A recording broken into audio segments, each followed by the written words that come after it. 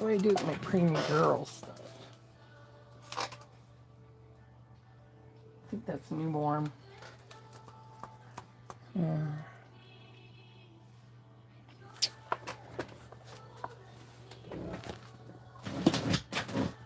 Well, that's where my hanger stuff. Newborn.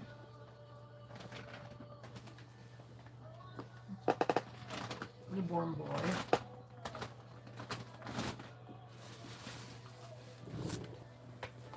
What's this?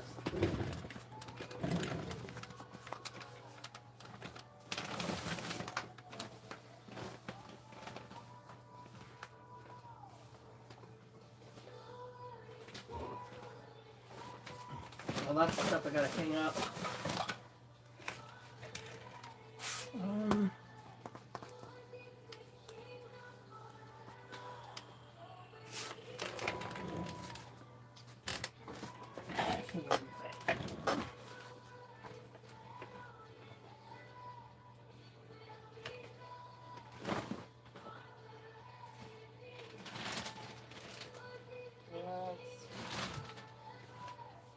No, little baby stuff.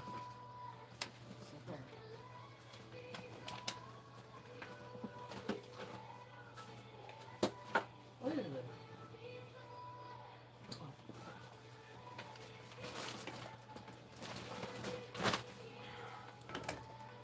Hmm.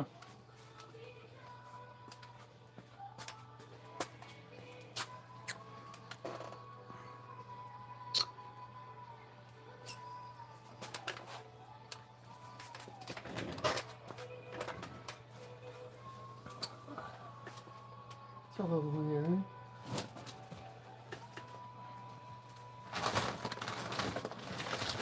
What else is under here? Diaper. What's that diaper?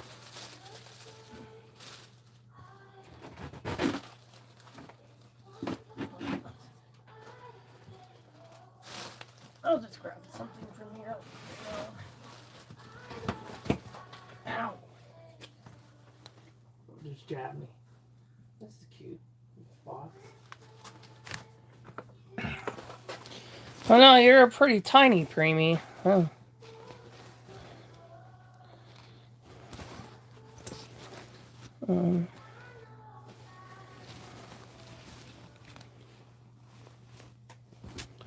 Find something that's gonna fit you. Gotta get them out of those Christmas clothes. These ones will get painted sometime in 2026. Don't know the exact time, but it will be at some point. This looks like a smaller size. Some preemies actually run bigger, where it will actually fit a newborn, smaller newborn, like 17 inches. Oh, that's cute.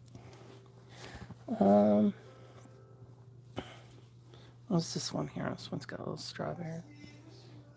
I'll put this one on her. Okay. I need a little hat for her. Doesn't exactly match, but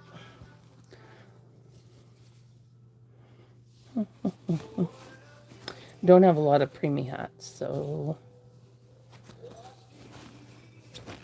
I have another preemie bag. I just don't know where it is right now. Yeah, I'll just use this lighter pink hat. It's fine. It's like it doesn't exactly match, but oops. But I want to protect her head from getting scratched or something. Okay, and then this one. How do you get red on your head? She must have got that from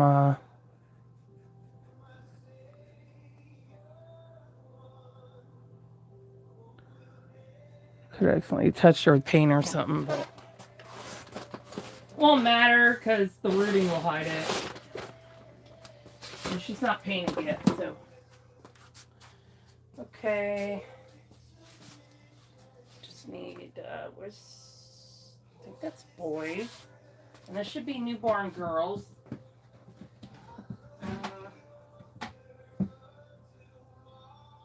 Oh, this will be good.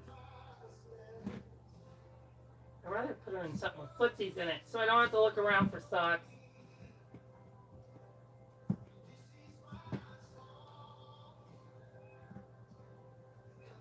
Yeah, I'll put her in this. Okay, there we go. So I need to pack away these Christmas clothes. You wouldn't believe how many Christmas clothes I have. Well, I gathered it over the last 7 years, so. This one is a little tiny little tater tot. This is little Pram. Hi, Deborah. This is little Pram. She was sculpted by Laura Lee Eagles. Both of these babies are Laura Lee Eagles. And she's a very realistic preemie. She's about 14 inches with out bent legs, so 13 inches with bent legs. So 14 if they weren't bent. So she's like hospital preemie size, like really tiny. And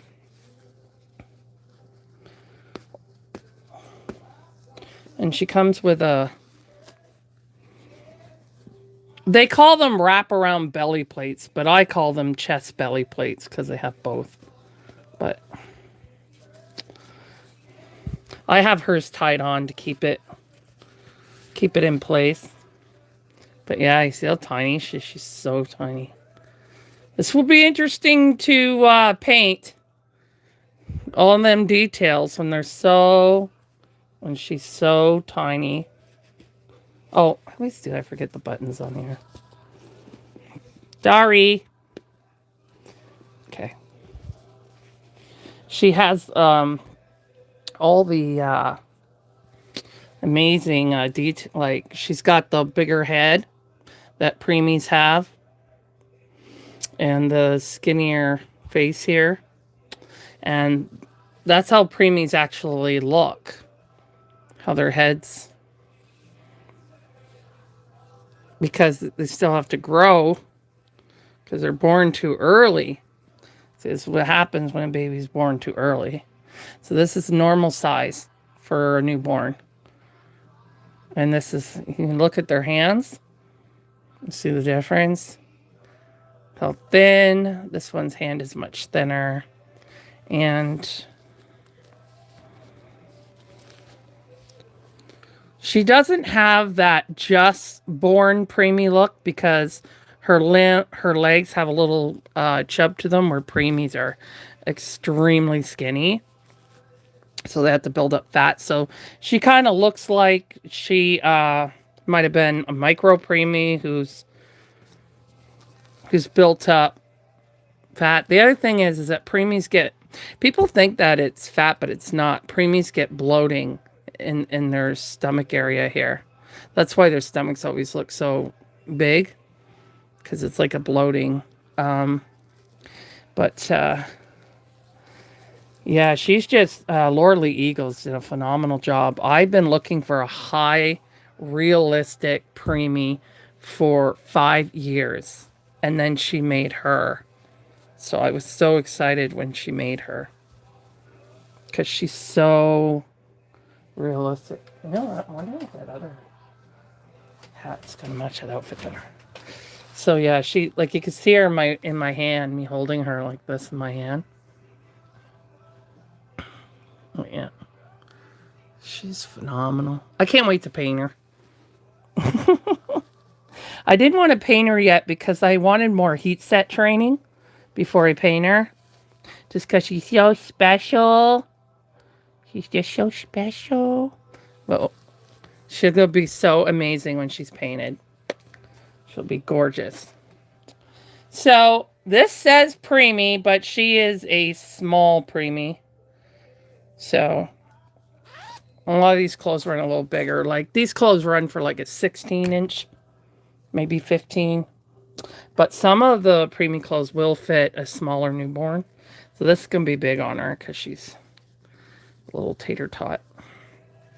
Now, this is not one that I would take in public. People probably have a heart attack. Uh,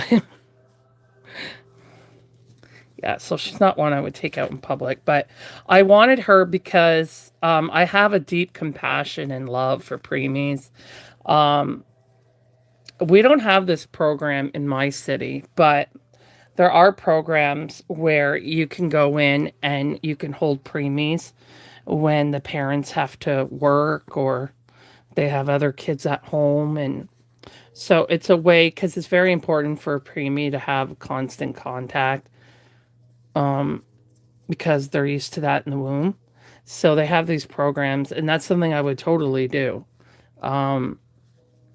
So I'm hoping that when we eventually move closer to Toronto, I'll be able to do that because there's the sick kids in Toronto.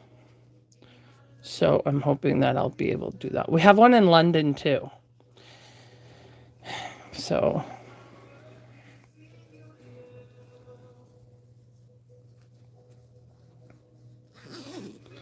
unfortunately, we don't have that program here.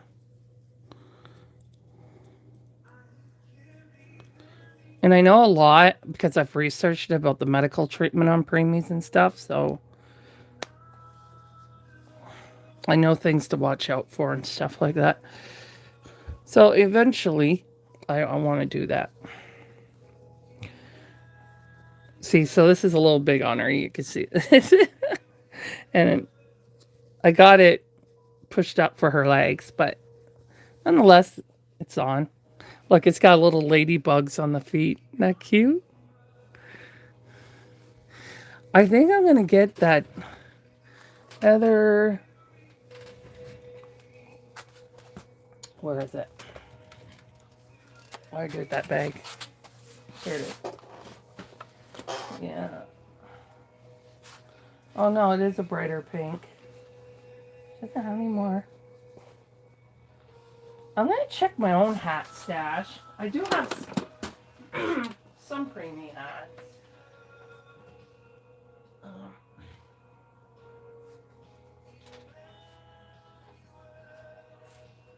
Oh, here's one. I had this on Tink earlier. I can use this one.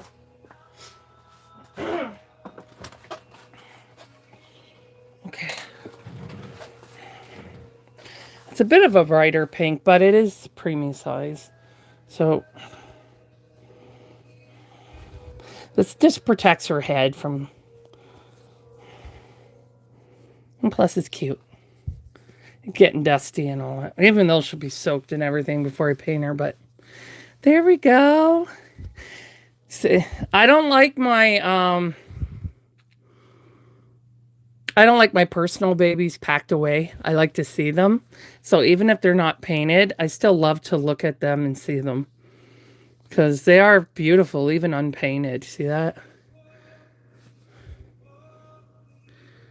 Yeah, she's just so gorgeous. Just love her. Okay. And she could be done as a girl or a boy. I'm not sure how I'm doing her yet. It'll depend how she looks in the end, but she was sculpted to be a girl. So you guys know Primrose, right? I really find that Primrose looks like an older version of her. I'll show you an unpainted Primrose. I'm actually painting a Primrose right now, but I'll show you an unpainted one because we'll look closer that way. Oh, and you need to get some clothes on you too. I don't have any clothes on. Now, I was originally going to keep Primrose, but I am going to, not the one I'm painting right now, but this is when I have footsies on it because I don't want to be looking for socks. Come on. I don't have a lot of newborn girl stuff. It's like none of these have footsies.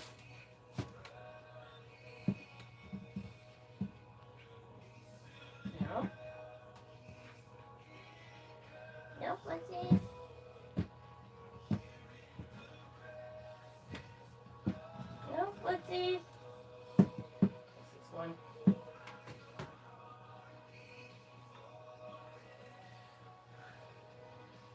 This is oh, that's one of those newborn.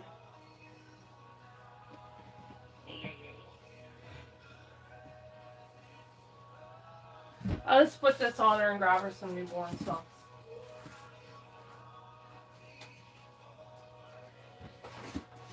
It's winter time. It's very cold here.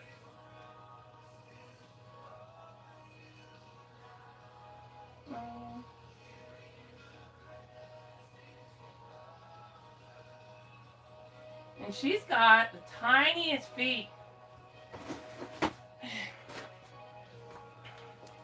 So yeah, anyway, I only like to have around 10 reborns in my personal nursery. I don't like to overflow it like some people do.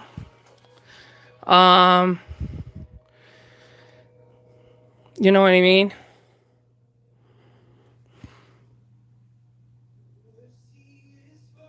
Yeah. So, I'm getting Sana instead.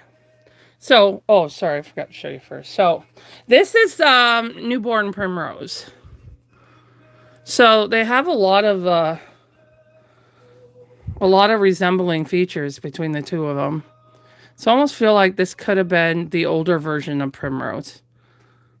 This is the preemie. This is a newborn. Because if you look at her, she's also very sleek. Like her hands, long, and then her limbs are really long. And look, her feet are very long and thin. Those are her feet, very long and thin.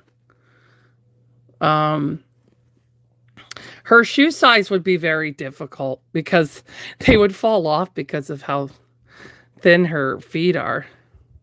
But yeah, I really feel like she's like the older version of this one here. Here's a one I'm painting right now.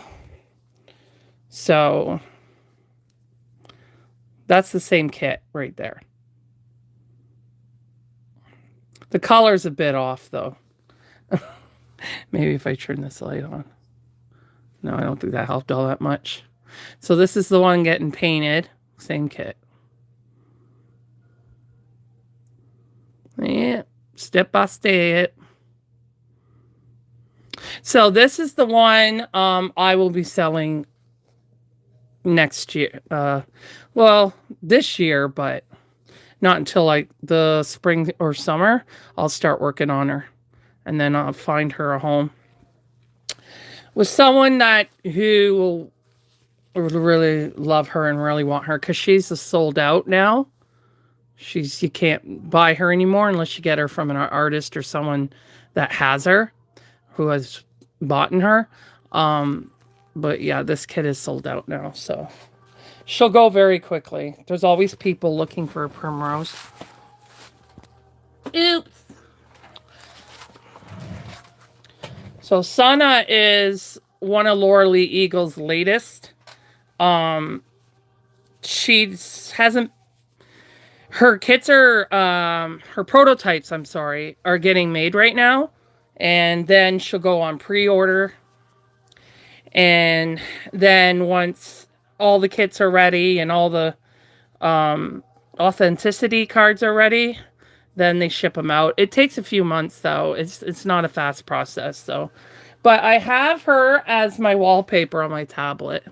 So that's Sana. It's baby Sana. She can be done as a girl or a boy. But that's Sana. She's a chunky newborn. So she wears 0 to 3 months. But yeah, really sweet. By Laura Lee Eagles. Same sculpture. I do buy a lot of Laura Lee Eagles more than any other kits. These are all Laura Lee Eagles right here. Right here in a bunch. Laura Lee Eagles. Because I'm in Ontario, and so is Laura Lee Eagles. And I like to support my local sculpturers first before anybody else. So, and her work is phenomenal. So, I remember when she was working on Twyla, I've done another Twyla, in air dry. This Twyla will be done in heat set. So, sorry. Once I get these ones with their closies on, and I never have time to do anything. I was sick for a couple weeks with a very high level of vertigo. So I wasn't able to work. I did touch up some Pickle and Laura kind of on my own. I was okay to sit up for when I could sit up for 15 minutes.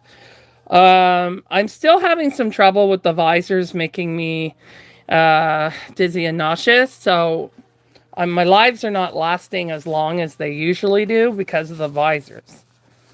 But when I did my regular live, I have a nursery called All My Children Nursery on TikTok. I do have it on YouTube as well, but I do the lives off of TikTok because there's more traffic on there. Because I built up a lot of followers on TikTok because I use the channel more. But anyway, I lasted 2 hours because I wasn't wearing the visors. So it's just going to take me some time. So my vertigo, I have both vertigos. I have motion vertigo and I have inner ear vertigo from sinus fluid. So the one that I'm dealing right now is sinus fluid. So, because believe me, this has been a messed up winter. Like where I live in Ontario, we get more of the mild winters. Because I'm closer to Toronto.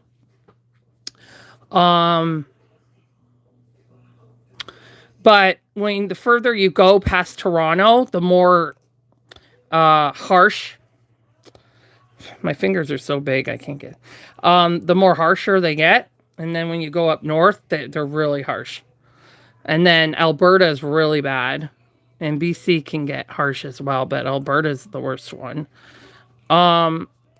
So anyway, for some reason, we've had a harsh winter this year.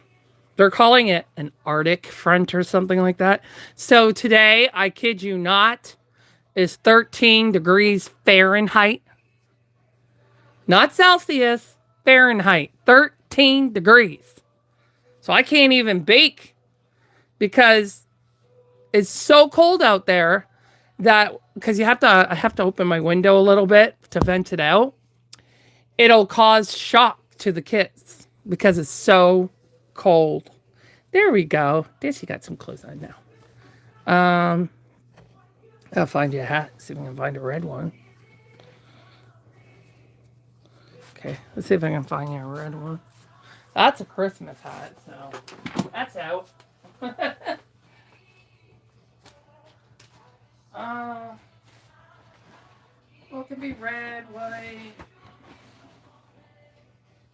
Yeah, more pink hats than anything.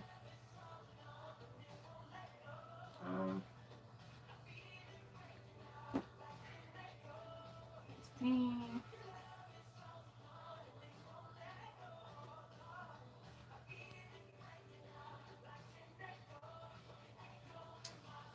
I gotta find those winter hats over there.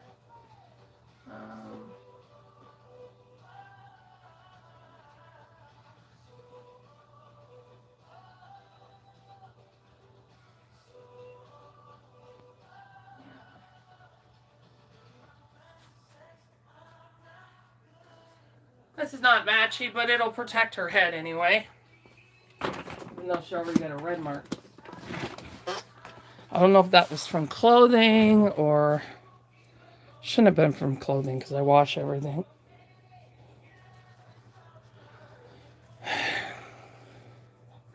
Could have been paint. I could have accidentally touched her with paint. Okay, sorry. Oh, that's the wrong kid. Actually, that one will match her outfit.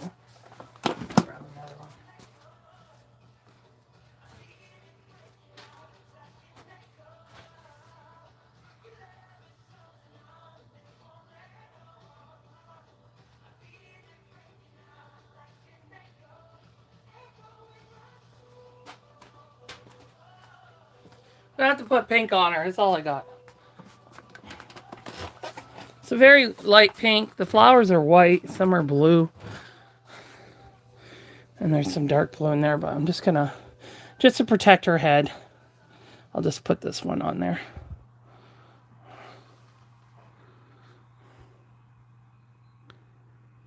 Silicones, these are not, so these ones are vinyl, but yes, silicones can go in water. But you don't want them in water all the time.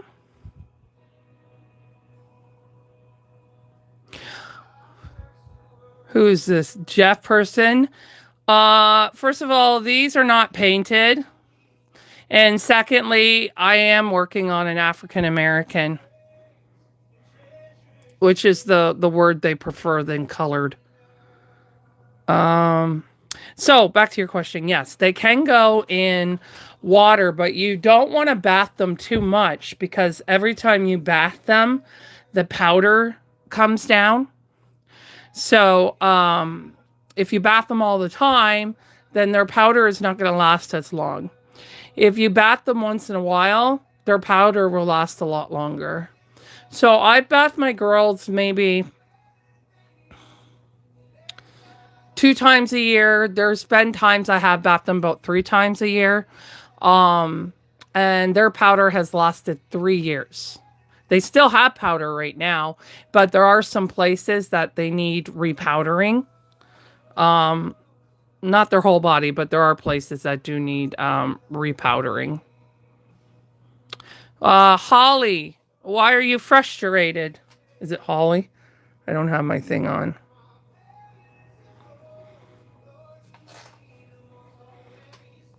Okay, so this one's done. Oh, you already have socks on. That's okay. So this one over here and this one I'm keeping. What's best, 18 inches or 20-inch baby? That's a good question. Well, I do myself prefer the bigger babies because I take mine out in public. And when you take them out in public, you have to treat them like they're real, right? So the thing with taking out 18-inch babies is you get more daggers and all that kind of stuff. Also, clothing size, 0 to 3 months is a lot easier to find if you're going to a consignment store or a thrift store. 0 to 3 months is a lot easier to find than newborn. So that's another reason why I do prefer a 20-inch baby. But 18 is more like if you like the just born baby, like the babies that were just born, then those are a better size to go. So, for example, I don't think I have a 20-inch around me right now. Laura is a 20-inch, and she is like the perfect size for me. I absolutely love her size. This is Laura by Bonnie Brown. I'm painting a Laura right now, actually. This is Laura right here. So, and this is Primrose. So Primrose is newborn, about 18 inches, something like that. So you can see their head size difference. Okay. You can see that. Sorry, I'm trying to pull them both. So Laura is about a month old. And this one's a newborn. So when I take Laura out, it kind of looks like Laura has been born for a while. So she's built up an immune system because it is quite dangerous to take newborns out because, you know, they don't have the immune system without being in the womb. So they have to build a immune system, right? So that's why people will give people daggers if it looks like a brand new born baby out in public, especially since COVID and everything. But it also depends on, do you prefer to hold a really small baby or do you prefer to hold the bigger ones? But personally, I would prefer a 20 inch over an 18 inch.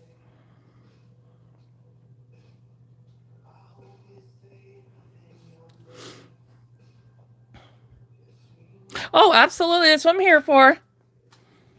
Love to help people out. I don't know how big Primrose is,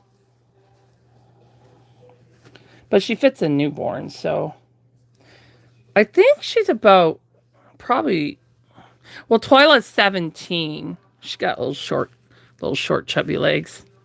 This one's got longer, she's got longer, thinner legs. But yeah, I absolutely would say 20 inch, especially if you like the bigger babies. My favorite age, though, is about 3 months. So I have a 1 month old silicone and I have a 3 to 4 month old silicone. And I prefer to take out the 3 to 4 month old one more than the other one. But I have taken them both out. Um, But my favorite ones to take out are like 6 months old. I also have Gemma. She's the June kit. And even though she's 7 months old, she's bigger because she's a real born.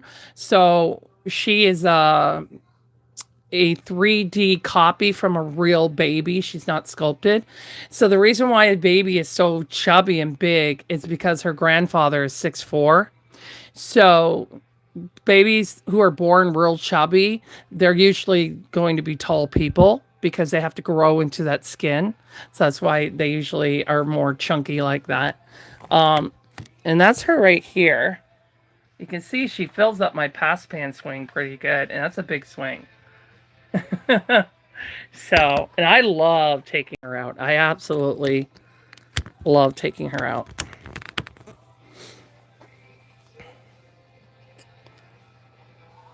So it's just about what you want them for too, right? Everybody has their own. Some people just prefer newborns, you know. I love newborns, but when I take them out, I prefer to take out the bigger one, you know, because we go through these phases.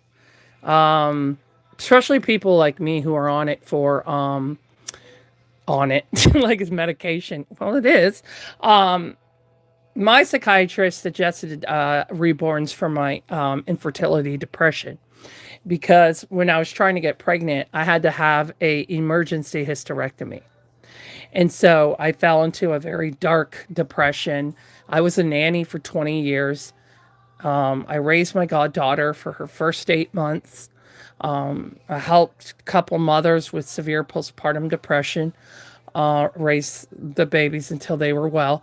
So, I mean, it was really difficult for me. And I couldn't adopt because of the cost. And because my sister has mentally ill and has special needs, the city won't let me adopt from them for the children who are owned by the city because they're taken out of homes with mentally ill parents or, you know, other situations. So it just seemed like I got hit in every direction I tried. So um, my psychiatrist suggested reborn therapy that, you know, and I didn't think it was going to work because I was a nanny for 20 years. I was used to real children.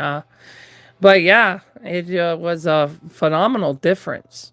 I didn't personally notice it myself, but people around me started noticing that I was coming out of my shell more, that I was more active on social media, um, that I was actually smiling again, and then I slowly started noticing it myself, and my psychiatrist was completely floored. He just couldn't believe the phenomenal difference. It doesn't work with everybody, but because I was always a big doll person since I was a little girl, and I adore babies. I always had Aunt Gettys all over my walls, and for one of my birthdays, I wanted the Parent Magazine subscription. You know, because I was an '80s kid, so we didn't have like computers and all that when I was a teenager. You know, a young teenager like that. So yeah, I just always adored them, but I wanted to wait to have children until I was ready to give them the life that they deserved, you know. And because I went through trauma as a child, and I wanted to make sure that I could give my child all of me. So by the time I started trying to have a child, yeah, they found a massive cyst and destroyed my ovaries, so I had to have a hysterectomy. And yeah, it was very difficult. So I'm very grateful. And then, I was just a reborn mama probably for about a year and a half, maybe. And when I got my second one, who I had custom made, I went through a lot of stress with that artist. Oh, the person asked for who's if they're for sale. These two, this one here is not. This one will get painted in the spring or summer. Sorry, move over here. And she will go up for sale when she's done. But that's not going to be for quite some time. And this one over here is not. Sorry, getting back to where I was. Yeah, so this artist never barely communicated with me. She had all my money. She wasn't giving me any communication at all. I never got updated photos. And whenever I would ask for one, there was always an excuse that her camera wasn't working or this and that. So because we're both in the same province, I filed charges against her for fraud after waiting 6 months. And all of a sudden, my baby's ready. And I didn't get pictures of her until after she sent her. Now, thankfully, her painting came out beautifully, but her hair wasn't rooted the way that I wanted it rooted. And she charged me double for shipping because I found out when I was an artist that I shouldn't have paid that much in shipping that I did. So I just couldn't trust going to another artist after that experience because it was too emotionally difficult for me. So I just worked very hard and decided that I was going to learn to be an artist. And for 6 months, I watched tutorials and see if I could do it. And then I started off using just folk art paint because I didn't want to buy expensive paint if I didn't have the patience to do it or if I felt I wasn't grasping it. So, and it's just bloomed from there. And I've been doing it for 6 years now. So I've done air dry for 6 years, but I've only done heat set since last spring. So heat set is still, new for me. It is a bit different. But the concept is the same. So I have a new teacher who's a heat set artist teacher, and I'm taking classes so I can learn new methods that are heat set that are different than air dry. Because air dry is not as concentrated as heat set. Heat set is way more vibrant. So if you follow the air dry, I find if you follow the air dry methods, then you could make them too red or too dark or too, not get that skin tone that you're looking for. So if you're going to do heat set, it's better to follow a heat set artist because the methods can be different between the two. So, but I don't like to keep them in boxes or packed away. Especially like my ones that are so adorable.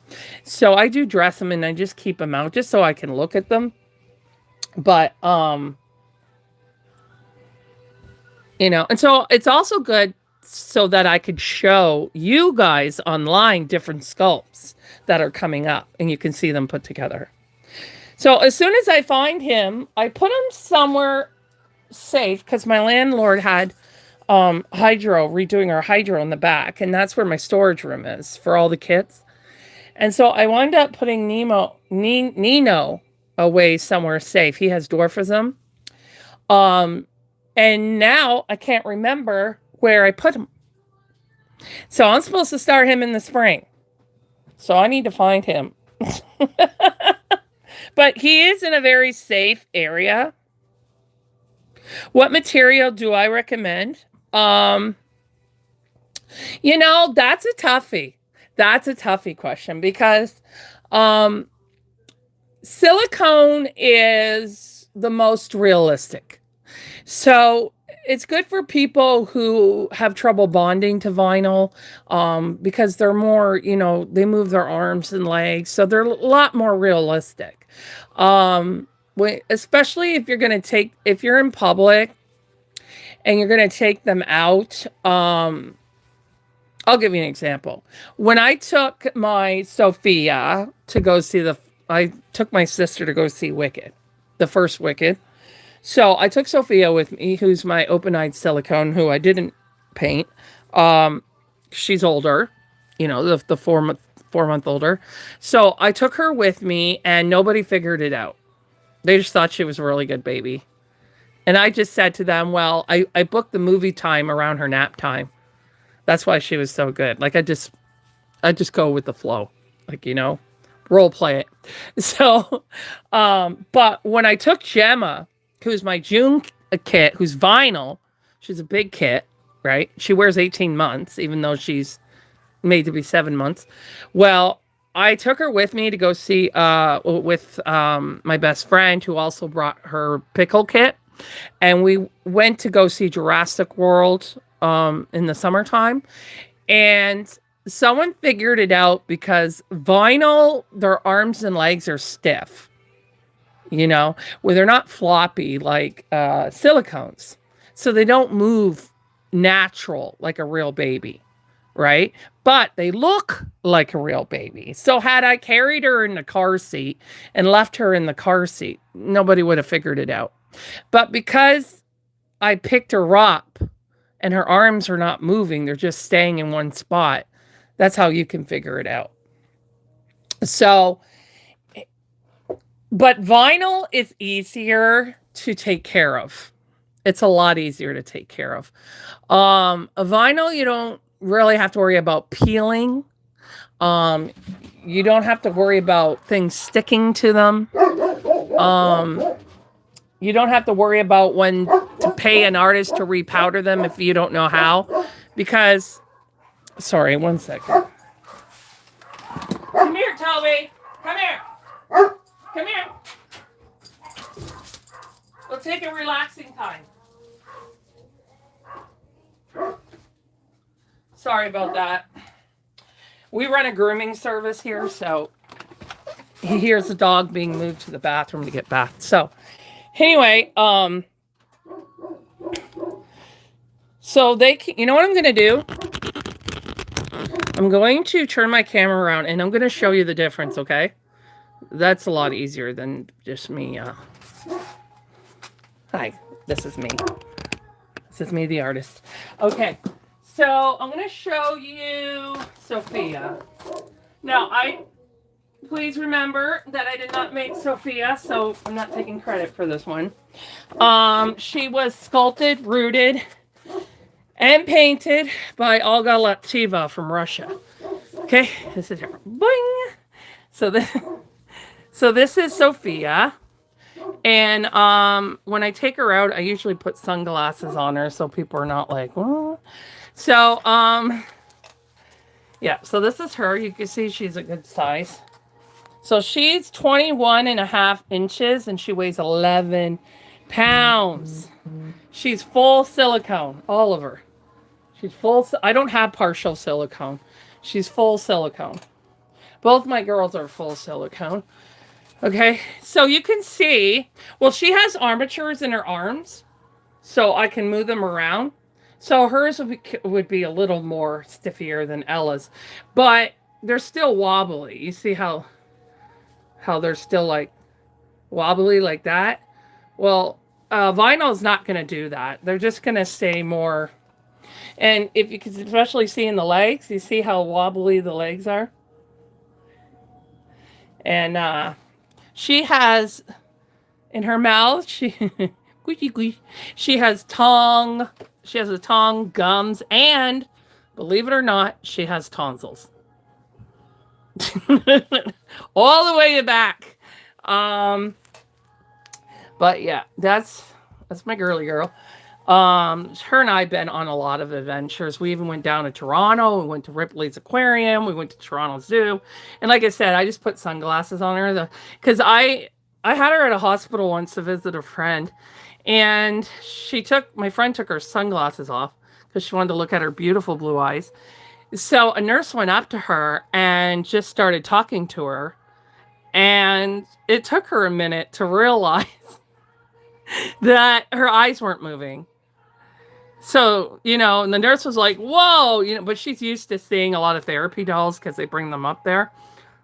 So she was like, I actually thought she was real. But then I was like, well, why isn't she moving her eyes? So I told her, because when I saw her talking to her, I said, yeah, honey, she's not going to respond to you, just so you know. And she's like, oh my gosh, I can't believe it. She's like, can I hold her? And I'm like, sure, you can hold her. She's a nurse, so I trust her. And then she's like, oh, can I show the staff? And I'm like, as long as you bring her back. So the staff were just over the moon. They were just over the moon with her. Um, so she's rooted. My other one's not rooted because I'm saving up for the best hair for her.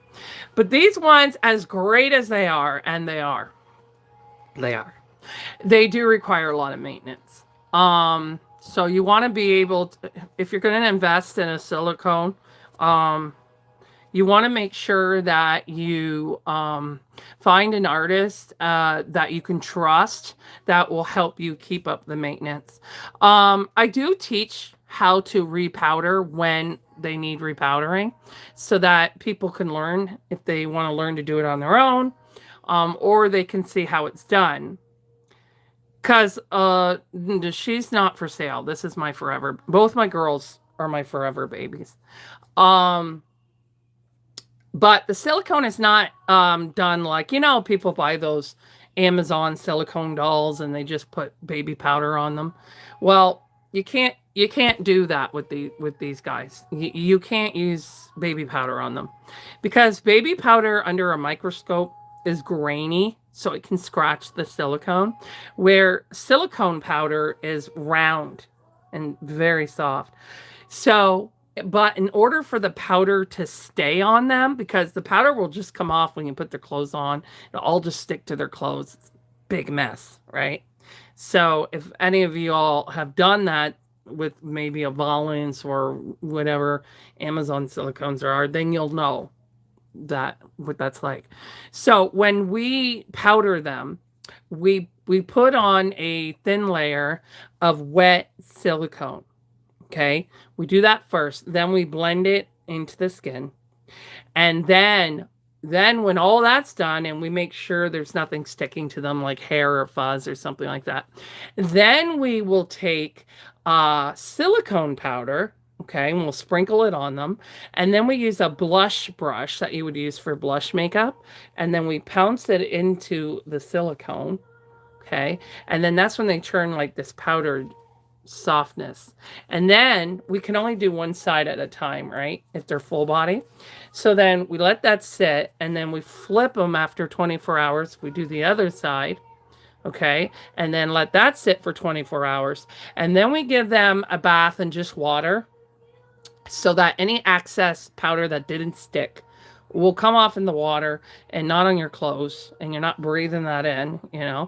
And it stays for a long time. But if you're bathing them all the time, it will maybe last like 6 months to a year, maybe. So my girls get bathed about 3 times a year, if that. And their powder is mostly on, but there are some areas they need repowdering. Um, and it's been 3 years, almost 4 years for Ella, 3 years for her. So,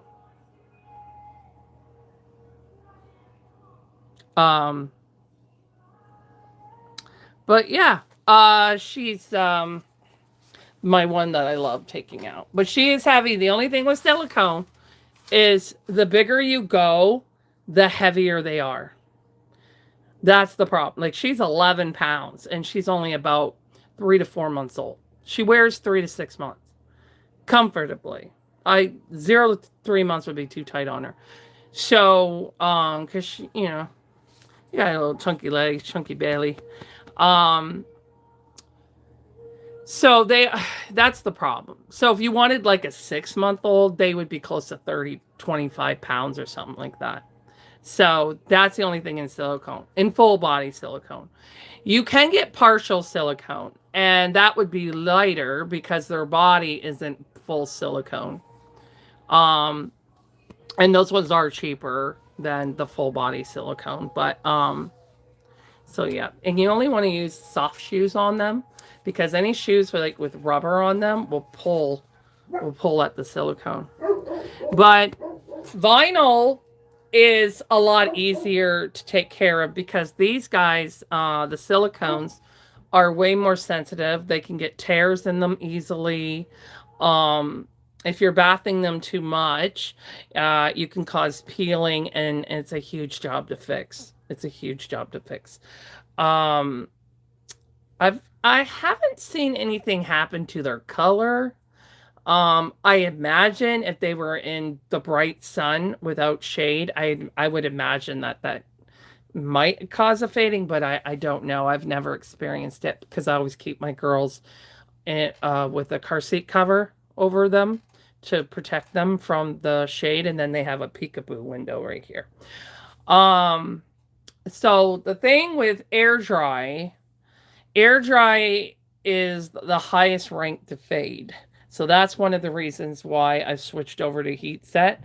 I'm still doing some air dries. I found out about a paint that is strongest against light. And so far it's working out really well in air dry, which is Golden Fluids. And the color, which you can buy from Michael's. And the color is Pyrrole Red. And that seems to be the strongest against light that I have used in the last 6 years. And nobody has faded. I just sent twins home and they haven't faded either. For my air dry babies, I do have a 6-month guarantee of no fading. And sometimes I will bump that up to a year. So if they do fade, I'll redo them at no extra cost. But I haven't had any fading issues. But I do offer that just to be safe for my air dries. But heat set, it's very rare that you have fading issues in heat set. If you have them out in full sun, yeah, with any art, with any paint, you're gonna have fading. Just like our clothes, right?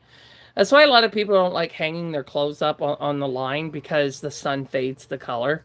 So it's the same thing with any color. The sun can fade things. So, as long as you keep them protected, like if you take them out, make sure you have a car seat cover over them. Make sure they're not right in straight sunlight. Okay.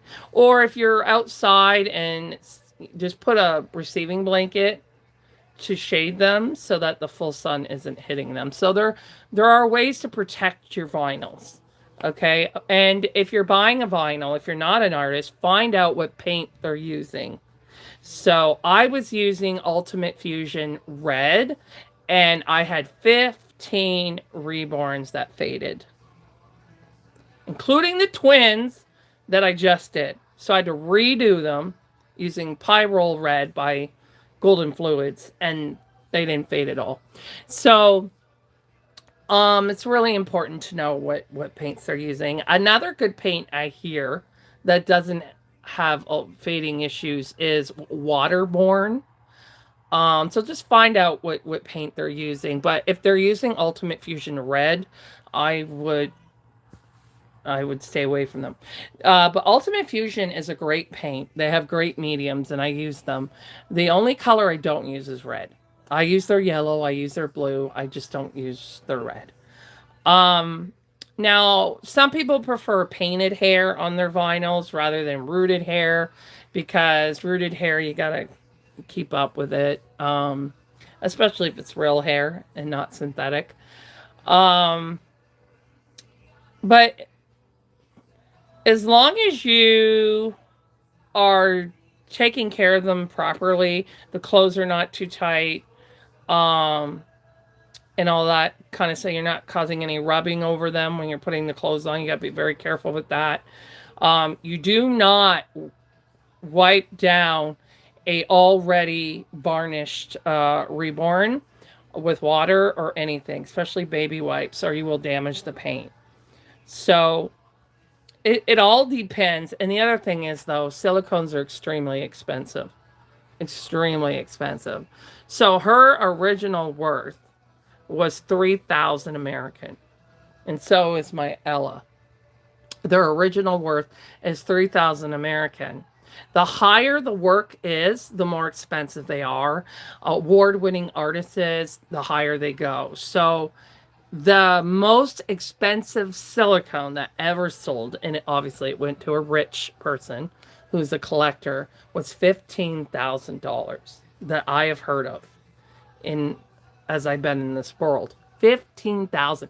If I had $15,000, I could adopt. You know, I would just need another 15 in Canada to adopt. But really, with that kind of money, you know, I could travel to another country because they have cheaper adoption prices, but you need travel money. But anyway, yeah, that's crazy expensive. But it depends how many there are. And with her, what I love about her is there's only 10 of her in the entire world. There's only 10. And I have number 1. So I'm pretty grateful for that. Because not everybody will have her. But my other silicone, there's tons of her out there. And there's a boy version, there's a girl version. Oh, you're from Indonesia. Wow.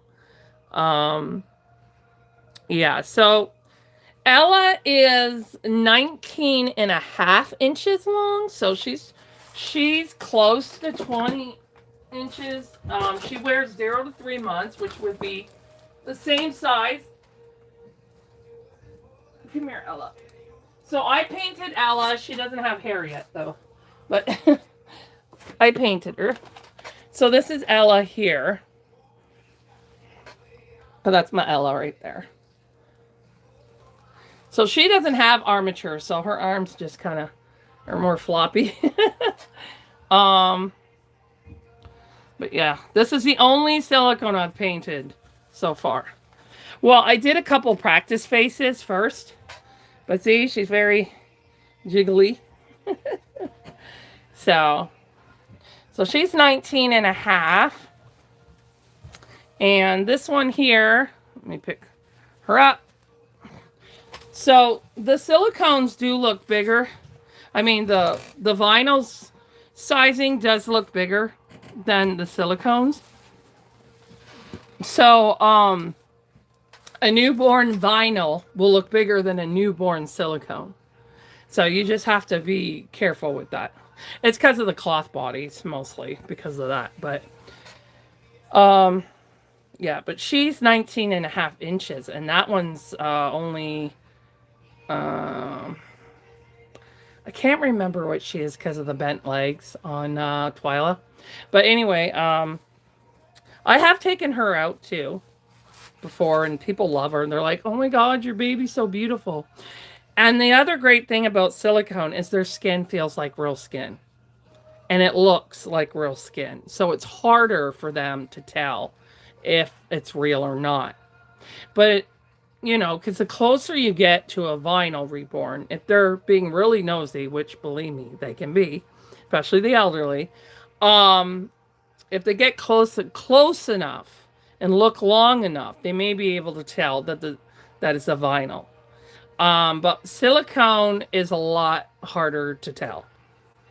It's much, much harder to tell. They might figure it out when they don't see, if they're really looking at it long enough and they don't see the baby moving, like its face. You know how some when babies sleep, they kind of make these little face things, stuff like that. Or the breathing, obviously. But I've had people who've told me that when you look so long, your mind plays tricks on you and you think that you did see them breathe. So I've had people tell me that. They're like, no way is that a doll. I swear I just saw her breathe. I said, that's because she looks so real to you that your brain memory has seen a baby breathe before, so that your brain is making you think that the baby is breathing. It's just the way the brain is very complex. And that's why they work for depression, anxiety, dementia, infertility, depression, empty nest syndrome, like when your kids all grow up and they go to college and now there's no one in the house, so you get depressed, you know, reasons like that. So because they look so real, the brain takes it in. and it just automatically gives a calming. But if you're not a baby person, then it would be a stressful thing. But for people who love babies, and who love dolls growing up as a child, even those memories as a child, your brain is using that as to calm you. So it's just the way the brain is calm. I don't. My psychiatrist explained it to me. It's it's so complex, the brain. It's just, we could never, even scientists cannot figure out how the brain does certain things that it does because it's just so complex. But we'll never know everything about the brain, ever. It's just phenomenal. So I do prefer the sleeping babies though, than the open eyes, because when they're sleeping, I was the nanny for 20 years, so I had a couple children in my care that barely ever moved, like when they were sleeping. So I would have them near me all the time because I was so scared that they were going to get SIDS. So off and on, I would put my finger under their nose to see if I feel air, and I would put my hand over their chest. Like obviously they weren't breathing, their lips would go blue or something, but it was just my OCD. Like I had to check. When these are not your children, there's a more responsibility to it when they're not your own. So I always kept them close to me with a bassinet or playpen for the ones that were real still sleepers, because those are the ones that I worried more about with SIDS. Because as a nanny, I get them when they're newborns. So yeah, so that's why it's not weird for me to have reborns that are sleeping and not moving. But for the ones with open eyes, I expect them to move. I expect them to do something.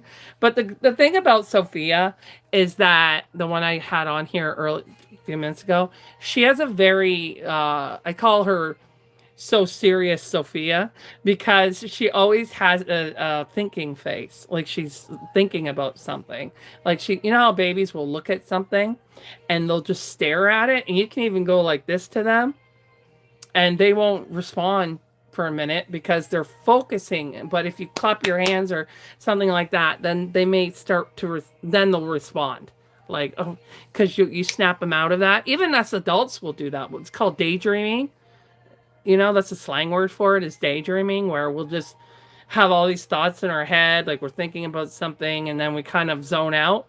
Well, that's basically what babies do too when they're focusing on something, trying to figure out what it is, or they're just fascinated by it. So they're just like, you know, but they got such a serious look on their face, like they're really thinking. So that's her face. But like my sister has Maddie, and I think Maddie is absolutely adorable. She's fun to do pictures with and all that. But would I want her in my bedroom when I wake up in the middle of the night to go to the bathroom and she's staring at me with a big smile on her face? No. So, but I'll just have fun with my sister's open eyes for photos and stuff like that. But she is a real sweetheart. She really is. My sister prefers open eyes because she says you can see their personalities better than when they're sleeping, which is true. And there's more fun photo things like you can do, like photo filters with them, like Snapchat, and it's really, it doesn't look right on the sleeping babies. Um, you can do more fun pictures, like put toys in their hands and things like that. And there's just a lot more photo opportunities with the open eyes, and more role playing kind of thing if you do role playing with the open eyes. Um, but I just prefer the calming effect of a sleeping baby. Because I used to, my favorite moments with the babies is when they fall asleep on my chest and I can feel their heartbeat next to my heartbeat, and their little hands just sitting on my skin like this. It was such an amazing connection to another human being. Um, and I just adore it. Those were so special to me. So I think that's why I love the sleeping babies. I think it brings me to those memories. Um, It's such a special feeling, you know? And so it was really hard for me when I couldn't have children because I knew I'd never have that first moment when the baby's first born and they put the baby on your chest for the first time. And that's one of the most painful things for me. Like, because I'll never have that moment that I dreamed of my entire life. I dreamed my whole life to have that moment, and I'll never have that moment. So, um, you know, even though they're not real, it can kind of replicate that feeling. It's not the same thing, but it makes it feel less of a complete loss. You know what I mean? I don't know how to make that make sense, but it's not exact like they can't replace the children that I can't have. They can't replace that, but they can help with the pain of it. Um, they can help me not have empty arms. You know what I mean? Um, and I do have dogs. Like I've had people say to me, "Go get a dog." Well, I have three, thank you. Getting another one is not going to change anything. Um, my dogs do not want to wear clothes. They don't want to be pushed in a baby stroller. Well, my little ones will go in a dog stroller if they get tired on a walk or something like that. And when we go on the city bus, they have to be in a stroller. But my dogs can't go to the stores with me. So what happens when I go to the store and I see a newborn baby and I get triggered by it and my anxiety starts up and I can feel that the crying is going to start. I can feel it coming. And because I also have hormonal issues from having a hysterectomy at 39 years old. So I'm on like a small amount of hormones for that. But we go into crying spells and stuff like that. So that's a big trigger. Newborns are the worst trigger for me, or the worst trigger. Um, but if one of my reborns are with me, I don't focus on that newborn. I focus on my reborn, and to remind myself that I have them to hold. I have them to push in a stroller and change their clothes and simulate a bottle feeling if I want to, like put a bottle in their mouth and hold them while I watch TV, like as a simulation feeling, because the brain takes that in, like as I fed so many real babies, right? Um, but yeah, so I do prefer silicone over vinyl for the realism effect, but silicone is very expensive and I can't afford to. I've been very blessed with the two silicones that I have. This one here, Ella, was gifted to me by the person whose child I raised for 8 months. She gifted me her not painted. And then I learned how to paint silicone and then I painted her. I just need to root her. She's a little baldy. Uh, I wish you guys could see, like, yeah, that's pretty. She has a little more red on her forehead there than it's showing. But yeah, it just, when I got her, I've never felt such realism. Never. Never in my life. Like, it was harder with my vinyls when I got her. It was harder for me to bond with them. But because I can't afford silicone, because my other silicone that you guys saw when I told you her original worth was 3,000 American, the same as hers, 3,000 American, if she was rooted, of course. Um, well, her worth went down because she reeked of cigarette smoke, which she didn't tell me. And I noticed she had a couple of very tiny boo-boos, which I wasn't aware of, but she just told me she needed to be repowdered.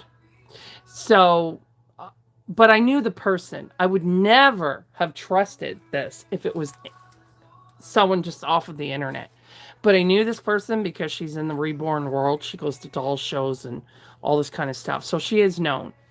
And she's done work with Bonnie Brown for shows and stuff like that. So I knew who she was. So I got her for only 1,200 Canadian, which, because she knew she smelled like cigarette smoke. She just told me she was just trying to get rid of her. That she wasn't happy with her. And she was just trying to get rid of her. And she has like 200 silicone. So I thought, well, you know, but it's very hard to get cigarette smoke out of a reborn, out of any reborn, out of a cloth body or the vinyl. But silicone, very difficult. But I did it. It took me 2 weeks, but I was able to do it. Um, so it's totally worth it. Totally worth. Even if I knew about the cigarette smoke, I still would have taken her. I still would have done it. It was worth it to me to get the to do whatever I had to get the smoke out of her to get a silicone at that cost. So I really want a boy because when I was trying to get pregnant, I was hoping for a boy actually. But I didn't care either way. I just wanted a healthy baby, whatever. I didn't care. And so I had picked out a name for him. I called him because I knew I was at an age where miscarriages were very high risk. So I wanted to have a fighting name for him.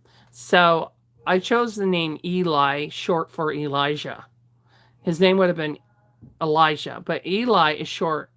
It can be used on its own, or you can use it short for Elijah, and it means small but mighty. So I wanted to give him that name, that strong fighting name. And so that's why I really want a boy, Silicone, so I can name him Elijah. I did have a vinyl named Elijah, but I would like a boy. And my mom had 2 girls and a boy. So I think that would be pretty neat. I'm going to read some of the comments on here. Oh, they don't have that. Sorry, I got to put my visors on to read it. The lettering is so small with TikTok. I mean, with YouTube. These are my visors. I'm going to look kind of funny. Sorry, I do get troll ones too, so. I heard someone says that, Holly was asking open or closed. Well, it's basically like I was saying on the live. It's what you prefer. But taking them out in public, it's easier to pass a sleeping baby than it is an awake one. Unless you put sunglasses, might work. Depends. But I prefer to take out the ones that are sleeping. Could you name a baby after me? Cruel. My babies are usually biblical names. So a lot of them have biblical names. Some of them don't, but they're named after children I've taken care of as a nanny and stuff like that. So that's how I usually name mine.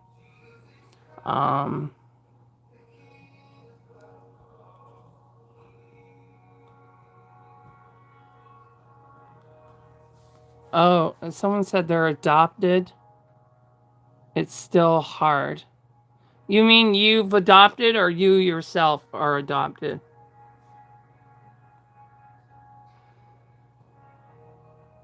Well, everybody wants a replica of of them, you know, of their bloodline, you know. That's always difficult regardless, for sure. Um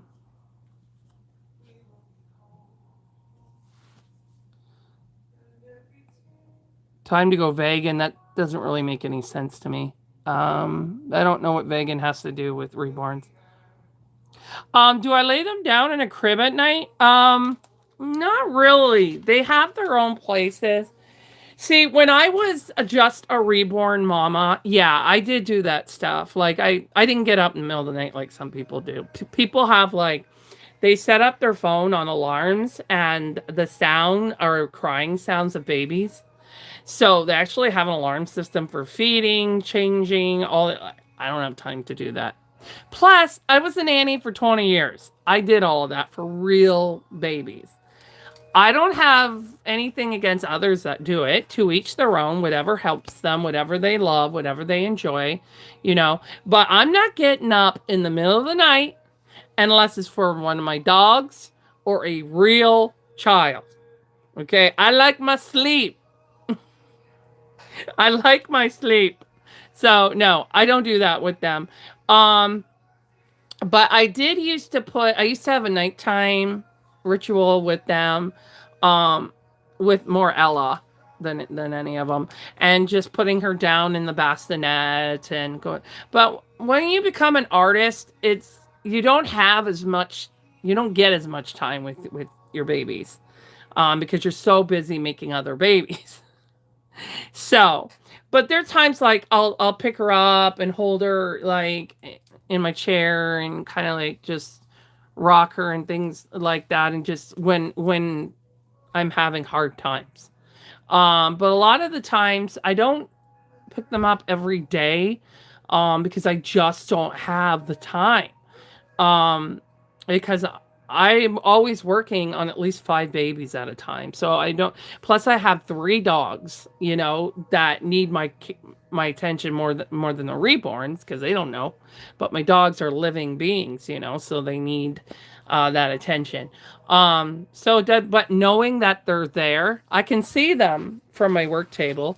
Um, these two, the ones that are on the table, 2 of them were in my halo bassinet in my room. So I have some babies up in my room.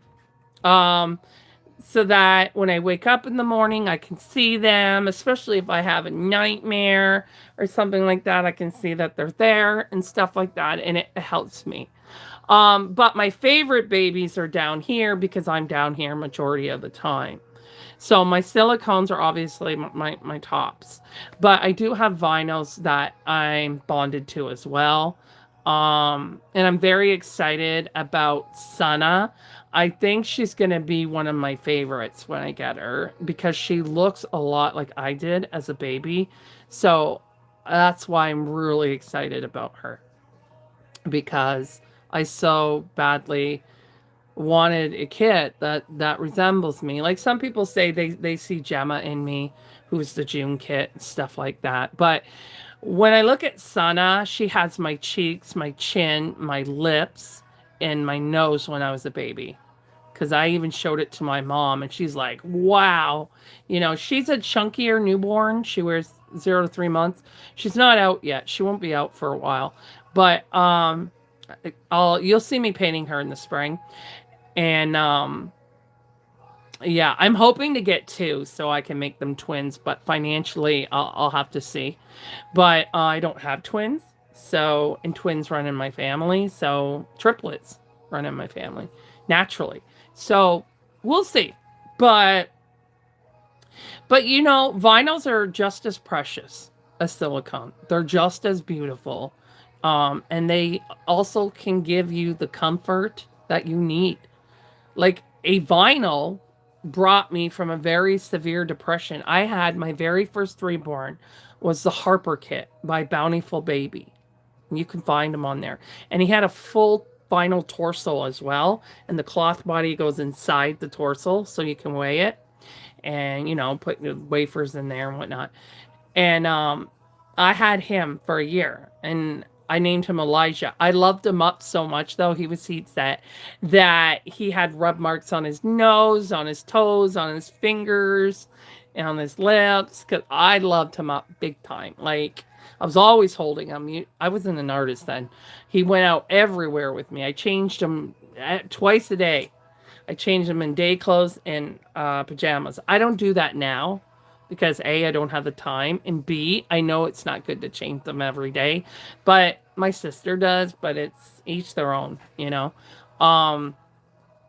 but yeah, like don't feel like that you have a vinyl that your baby is any less precious than a silicone. Your baby is just as precious because not everyone can afford that. This question is very insensitive. I'm very sorry in advance. But is this a way of coping from child loss or unable to make one? This is fascinating. That's not an insensitive question. That's you're just wondering about how it works. An insensitive question would be, what the hell's wrong with you? What do you need a doll for? That's more insensitive. But my psychiatrist started this with me. And it has to do with with your brain and everything that's stored in your brain. It doesn't work for everybody. It You have to be very careful, especially with child loss. Like if somebody's baby died, you have to be very careful with that because they could fall into psychosis where they actually start to believe that their baby didn't die, that that's their baby and all this kind of stuff. So I do feel that if somebody gets a reborn from child loss, that they should be under therapy when they, especially in the beginning stages of getting a reborn, to make sure that they don't fall into psychosis. My psychiatrist was very watchful of me for the first year to make sure I didn't fall into psychosis. He was very, he wouldn't just say, you know, they're not real, right? Because if I was in psychosis, that would be very dangerous because then I could lose it and do something to myself or something like that.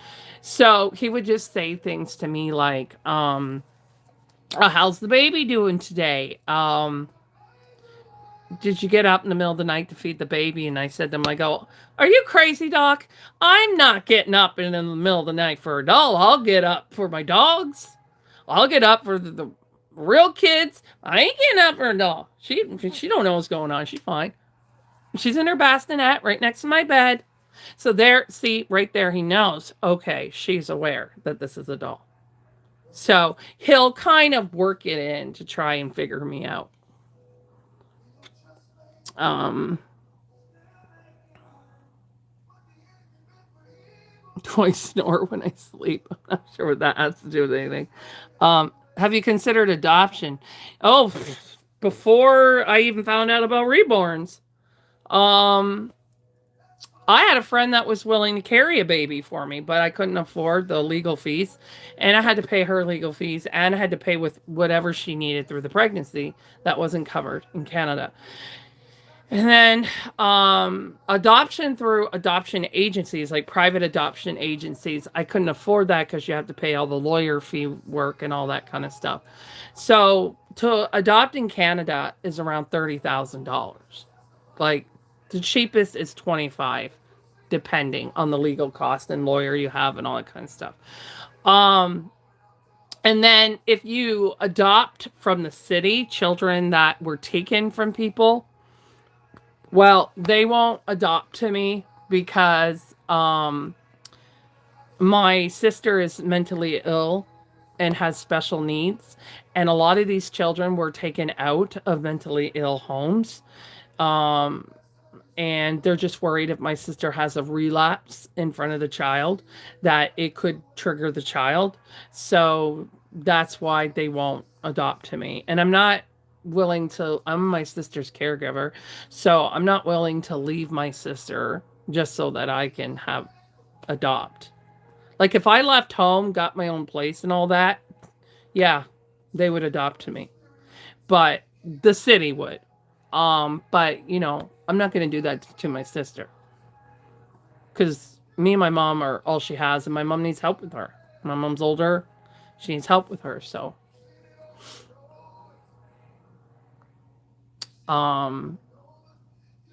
So it's difficult. Well, when you have a real child, you're not expected to pay $30,000 up front. Your expenses of a real child accumulate over time through groceries. And I raised my goddaughter on welfare for her first 8 months. On welfare. I raised her. And she had everything she needed. Everything. I would babysit to earn extra money. The mother would help with formula and diapers. But I could have gotten a baby bonus if I had custody of her or if I was fostering her, but we were doing it under the radar.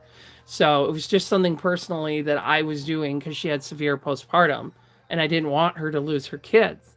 And it was just the newborn she was struggling with. So, because she was a very colic baby. So, um, I'm not married. Um, Honestly, when I was engaged when I was in my 20s, and it just wasn't working out with me being a Christian and him not, and he didn't have patience for my husky, so it made me think, like, what's he going to be like if we have kids? And because I've gone through trauma as a child, I was being very careful who I had kids with. So I did leave him. It was mutual though, you know. He knew that we were high school sweethearts. It was a very difficult breakup. But because I was a nanny for like since I was a legal adult, like um I always had kids with me. So it was really hard to date, but people always think they were mine. And it takes up a lot of your time when you're a nanny. There's a difference between being a babysitter when you're a nanny. When you're a nanny, you're constantly on call 24/7. There's no, sorry, I can't do it. Not when you're a nanny. You have to be available as a nanny. There's live-in nannies and there's live-out nannies. So I was a nanny for 20 years. So my life was basically wrapped around their life and what they needed. Um, that was very difficult. And then when I had my hysterectomy and I couldn't have children anymore, I lost any care to be in a relationship because I couldn't have children. I just uh, I just didn't want to be in a relationship anymore. I don't plan to ever be in a relationship. I Because it's very difficult for me to be in a relationship because of my sister. I need someone that's very patient and understanding because my sister's special needs and mental illness. It's she has trust issues with men, so it's very difficult for me to be in a relationship. Sometimes I get a little sad about it, like wish I had someone to, spend time with and, stuff like that. But I'm not highly affected by it, like it's just if you watch like I try and stay away from love story movies cuz that might make me a little sad. But I do know people with reborns who their husbands are very supportive. Not all of them, but and you know what I say to them? Someone said to me, "I'm afraid to come out to my family that I have reborns."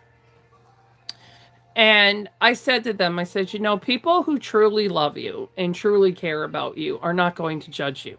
You know, they're just going to be glad that you found something that makes you happy. And as long as you're doing it in a healthy way, where you're not, there are ways of going too far with it. There's people that go way too far with it, where they start to live out of reality.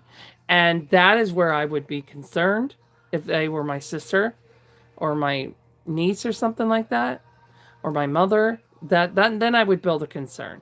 But if I could just see that my mother is just enjoying, or my sister's enjoying changing them and holding them and taking them out or something like that, and it's very, you know, it's not on a non-healthy way, then I wouldn't worry about it, especially if a psychiatrist suggested it.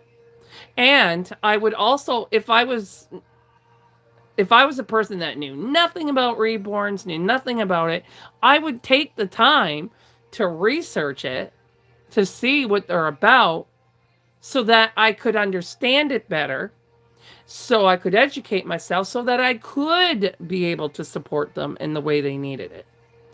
So a lot of people can be very close-minded. They don't understand it. Ugh, go away. I don't want to know anything about it. There are a lot of people like that, and we call those people closed-minded. You don't have to like it. You don't have to be like, well, that's weird, or, it's okay for you not to like something someone else likes. Like, I have a friend who collects skulls. I'm like, why the frig would you want to look at skulls every day? Didn't that creep you out? You know, like I could say that to her, but I don't. Who am I to judge? You know? Who am I to judge her? I had another friend that has the Walking Dead figurines in their room. And I actually asked her because it looks like a zombie, okay? So it was okay to ask. I'm like, doesn't that freak you out when you wake up and that's the first thing you see?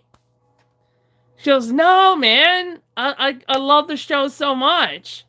She, it's just my thing. It's just my thing. It's just what I like to I said, well, I'm not one to judge. So, but for me, that would scare the living daylights out of me, you know? And there are people that collect horror movie dolls, you know? They just look like babies. They look like babies. They're not scary.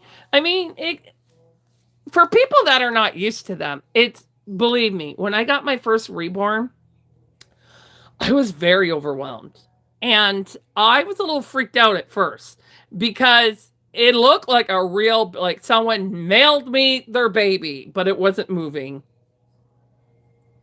And and I was intimidated. I'll tell you, in the beginning, it's natural to feel freaked out about something that's new to you. Like, let me if you're sitting in the boat in the ocean and all of a sudden this massive whale jumps out of the water when you least expect it, are you going to tell me that you're going to be sitting there being like, oh, that's cool? That's cool. Ain't no freaking way you're going to sit there and be chill. Okay? It's like things that we're not prepared for, things that we're not used to, things that are surprising to us are going to affect us. But then as we see it more often and more often, then it's like, wow, like, oh, I just love this feeling. I just love seeing them jump like that. Wow. You get used to it. It's not as scary as it is the first time, you know? So it's the same thing with reborns, okay? At first, it's overwhelming. It's a shock. Your brain needs time to take it in. And then as you're holding them more and you're looking at them more, and then your brain is sending all these endorphins. Now, this doesn't happen to everybody because you have to have, your brain has to have some sort of,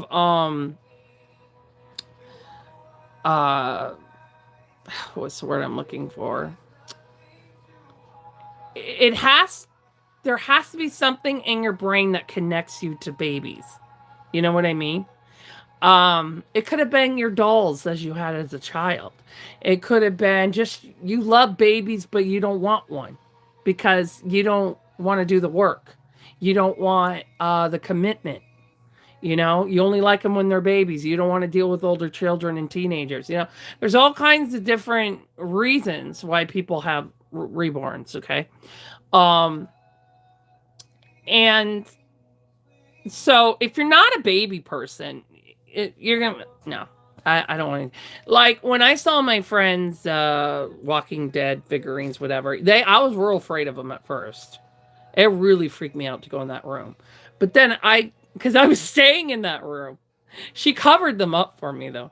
But she had them in her living room as well, and I got used to it over time. I got used to it as I was staying there. It's her home. I'm not going to tell her to put them on. But in the guest room, she covered them up for me. I didn't ask her to. She offered to. But I got used to the ones in the living room. They didn't scare me as much because your brain starts to, take it in and then you process it. Okay, like this is what my friend likes. This is her. Would I want them in my house? No. But everybody's different, Everybody's completely different about what they love, and we just need to respect that. If they're not hurting anybody, if they're not hurting anybody, you know what I mean? Then leave them alone. Why bully them? Why be mean to them? If it makes them happy. Now, look at it this way. When I lost my fertility and I fell into a dark depression, I could have went on opiates or something like that. I live in chronic pain in my knee, really bad. I also have a slip disc right at the bottom of my spine. I could easily get opiates, believe me. Doctors were giving them to me like candy. So, and I thought about it. I ain't gonna lie. I thought about it. I thought, well, I want to numb the pain with drugs or something, because it was so overwhelming. It was so difficult. Um, and then I could have went to drinking to try and calm my nerves, to calm my anxiety, to deal with also the hormonal changes I had to go through and all that. But I didn't. I fought hard not to go that way. And my psychiatrist knew that I was struggling. He knew, he could see it. Because he was my psychiatrist before this happened. Because I had a breakdown when my dog died. And that's when I started seeing him. I had another psychiatrist beforehand, but I hadn't seen him in a couple of years. I was a nanny. I was doing well. I didn't need to talk to anyone. I was in my element, my happy place. Being a nanny was where I felt where I belonged. That's my calling. That's where I'm supposed to be. So whenever I'm with children, I'm like, or animals, I'm in my happy place. Like, it helps me more than medication would. You know what I mean? It's just, you need a little help with medication sometimes, like I am. I'm on Paxil for OCD. So that does help me, but it can help with the symptoms, but it can't help fully, right? So,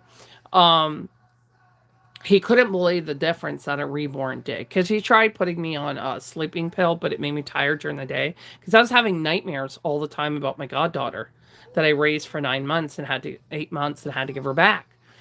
And then when I got my Reborn, the nightmares just stopped like that. They just stopped. And I had them for 10 years. And they just stopped.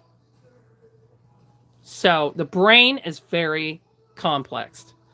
Like, I don't know how to explain it to you, but the brain is extremely a complex thing.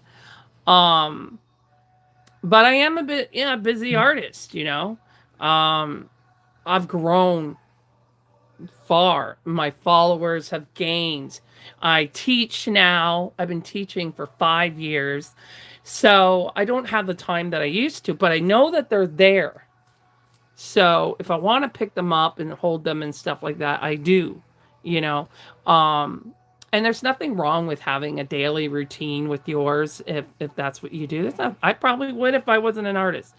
As long as you can separate reality from role play, you're fine and no one has the right to judge you. As long as you're still living life, you're paying your bills, if you have dogs or cats, you're taking care of your animals, you're spending time with your friends.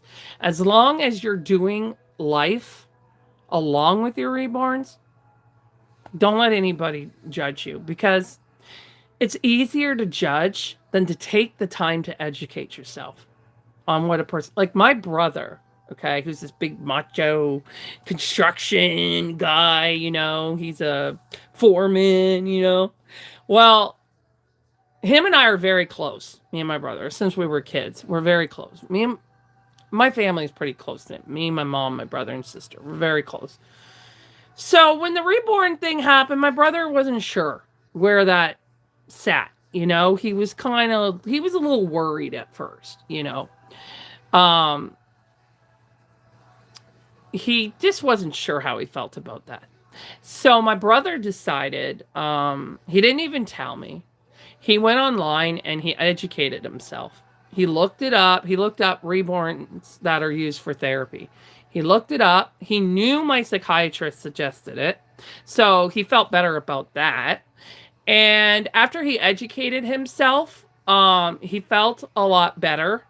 And when he visited me the first time, when I had Reborns, he held it. He held the Reborn. And it was kind of freaky for him, He's never been a doll person. It was kind of freaky for him. He didn't even like my dolls when I was a kid. But he said, I cannot believe I'm looking at something so realistic. He said, that's incredibly amazing. And he said, I'm going to give it back to you now because I'm getting a little freaked out, to be honest with you, but that's no offense to you. That's just me personally. I said, I know, bro. I don't expect you to have to hold them or anything like that. You know, I don't, I respect your limitations, you know, as you're respecting that this is important to me. I'm respecting what's comfortable for you. You know what I mean? And that's the way it should be. Like, let's say you're married and your husband is a little freaked out by him. Don't force it on them. Like, just have your reborns, you know? And if he doesn't want anything to do with them, don't be offended by that. Because you want to respect everyone's comfortable level, right? But as long as he's not bringing you down and judging you, then let it flow. He'll get used to them. He'll get used to them. But if you're being judged and you're being put down, that is not a person that loves you. That is not a person that cares about you, you know, unless you were being unhealthy about it, where you're just all about your reborns. You're more worried about your reborn than your dog. Then I'm going to worry about you because your dog needs you more than your reborn because your dog is a living being. Okay. So, like, if my dog starts crying because I have 2 small dogs and 1 extra large dog. So, my little guy, he's crying because he wants mama to pick him up. Well, I'm going to put the reborn down and I'm going to pick my dog up because he's got real feelings, you know, where they don't know putting them down for the dog. They don't know nothing. They're not real, so they don't know. You know what I mean? So, that shows that I'm healthy, that I'm choosing my dog's happiness. You know, but my dog doesn't want to be held all day. You know, he just wants some scratches and some kisses, and then he wants me to put him down. You know what I mean? So there are a lot of judgers out there, you guys, a lot of haters, a lot of closed-minded folks. You can't allow them to get to you. I don't allow them to get to me. I did in the beginning. I cried a lot in the beginning. It was very hurtful because you ever hear the saying, do not judge someone else until you've walked in their shoes? Especially if it's a man judging a woman who can't have children. They don't have the hormones that we have. You know what I mean? They don't have ovaries and a uterus and they have to have all that torn out of their body and their whole hormone is off the charts, you know, and then they have to adjust to a hormone medication and all. They don't know what that's like. They don't know what that's like. My brother is just so relieved that my psychiatrist found something that brought his sister back to him. That he wasn't afraid of me taking my life anymore. You know what I mean? He was very worried about me. My whole family was, because I'm the silly one in the family. I'm the silly one that makes everyone laugh. That's like the comedian of the house. And I was quiet and I stayed in the basement and I slept all day. I would stay up until 3, 4 in the morning and sleep all day and do that over and over and over, and they never saw me. So here I am, an artist who makes them, talking to you guys. And as you can see, I'm very sound-minded, I'm very educated, you know, very aware that they're not living real babies, you know, telling you that I put my dog's happiness first. If they need me, I put the reborn down and I pick up my dog. Do you know how many people ignore their children over their own cell phones? My dogs get more attention than 50% or maybe more of children in the world. But if you're not rich, adoption, people mortgage their houses so they can adopt. Okay? I don't own my own house. own anything worth that kind of money. So it's just not there. It's easier to judge than to live my life. They don't know my childhood. They don't know my teenagehood. They don't know my 20s, what I've been through. They don't know anything of what I've been through. So it's a lot easier for them to judge me than to educate themselves. Because, like, why do you have to go out of your way to cause someone pain who already lives in pain? This pain that I have will never go away. It will always be a part of me. The reborns they help with it. They help with it, but they cannot cure it. They cannot cure it. It cannot be cured. Um, I do hope to work with children again. Um, I'm actually going back to church for the first time since COVID in the spring. And I want to work my way back to the children's ministry. But I will not be working in the nursery. It's too painful for me. And I used to run the nursery because I'm very good with babies. I'm very good with them. Babies love me, and I have a lot of patience. I'm just very good with them. So they always had me in charge of the nursery, and I loved it. But I can't go back to that. It's too difficult for me. So I want to go back to the kindergartners or the grade 1 and work, because that's where most of my education is in that area. I do want to get back to working with children again because I adore children. I love being with them. I love their imaginations and their joy. Adults scare me. Adults, not all adults. There are many good adults out there, but I love children because children don't go out of their way to hurt you. Um, Children love you for who you are. They just want kindness from you. They just want to be loved by you. They want to feel safe with you. They want you to care about their life, like things that they like and stuff like that, where with adults, it's a lot of judgment. You don't know who's your real friend, who's not your real friend, and all that kind of stuff. So I have a very small circle of people in my personal life, but they're all wonderful people. They're all wonderful people. So even like on my Facebook, I don't put like thousands of people on my Facebook like people do and act like they're all your friends when they're really not. So I'm very careful who comes into my circle. But if you have a reborn and you get judgment by people, try your best not to take it personally, because they're the one with the problem. You're not the one with the problem. They're the one with the problem. Because when my psychiatrist told me to take my reborn out for the first time, I said, Doc, people are going to think that I'm crazy. And he said, listen to me. There's no crazy here. I don't go by that word crazy. You are coping. This is coping. This is not crazy. And he said, and hello, who is the psychiatrist here? Who is the one with the medical degree? He also has a degree in brain trauma. It's extra schooling that they do. So it's kind of in between psychiatry and psychologist. Because psychologists have more training in trauma. So he, in brain trauma, so he took on that extra course for brain trauma. So what I've gone through is a trauma. So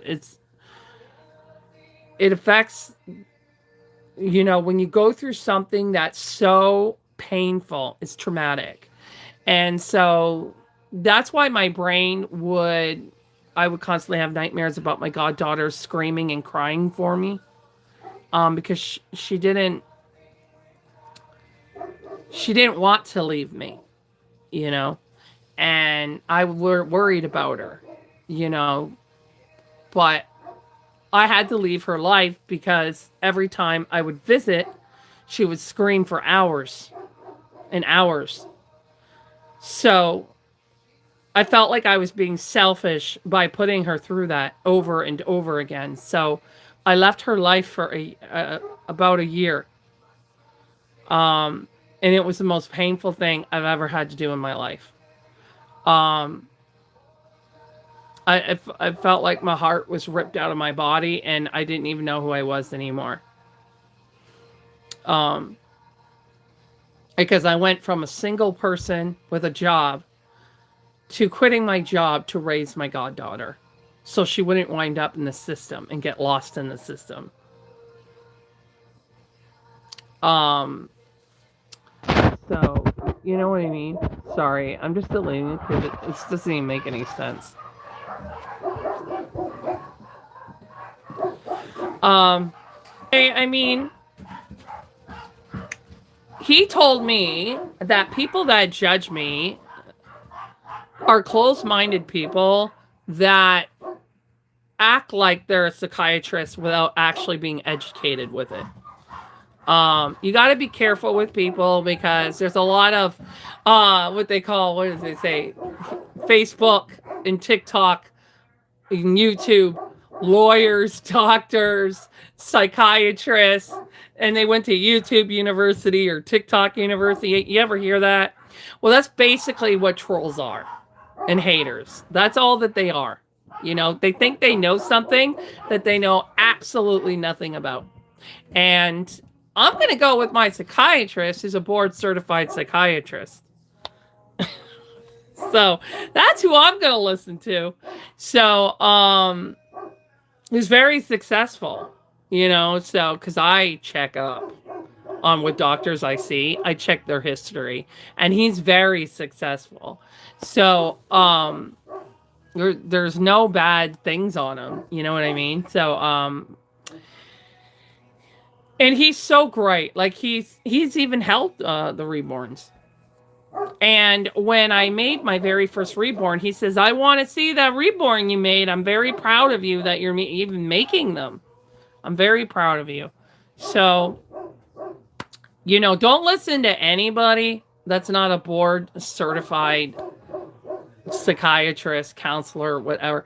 Don't listen to people that think they're educated in something that they're not. And they're only doing it to get a rise out of you. They, you know, trolls attack everybody. It doesn't matter what you do. It doesn't matter what you say. They attack makeup artists. They attack mothers with disabled children. I've seen it, and it's sickening. They attack special needs people. They attack the actual special needs child. I seen, you know, the one that really got to me. There's this family I follow who have dwarfism, and they were taking this child with dwarfism who's like 5 years old. They were taking her pictures and merging them with the It character. You know what I mean? This is what they do. These are the kind of people that I'm not going to allow to upset me, because these are people that have no morals, no conscience, no humanity. They're probably in the Trump cult for all we know. And it's just something that I don't let bother me anymore. I did in the beginning, I did, but you're letting them steal your joy. Don't let them steal your joy. Don't let them do it. Just block them. Don't even. You guys will notice that I know there's troll comments on here. I'm fully aware of it. And you guys can see that I'm not responding to them. Because there's no point, you guys. It's like talking to a brick wall. There's no point. They're just doing it to hurt you and to get a rise out of you. That's why they're doing it. But they're not going to get a rise out of me. I'm speaking passionately for you because I want you to not steal your joy, to not let them steal your joy. Anybody, even if it's someone in your life who's closed-minded, refusing to listen, refusing to educate themselves, they're not worth stealing your joy. So, like, I get people on here that say, it's a doll. Duh. That's why my page is called Reborn Nursery. You know, it doesn't say, I don't know, like my baby, my, I don't know, whatever mothers use, whatever. Like, I'm not, I've never tried to hide the fact that they're not real. I've never tried to hide that. Like, maybe if I go out in public, if someone says, "Oh, your baby's so beautiful," I don't need to explain my story. That's up to me who I want to tell. And I just smile back and say, "Thank you." Am I going to say, "Hey, come over here. I want to tell you my story." Like, come on. So I just role play it while I'm out there. Some people I have told, yes. Um, but you can't allow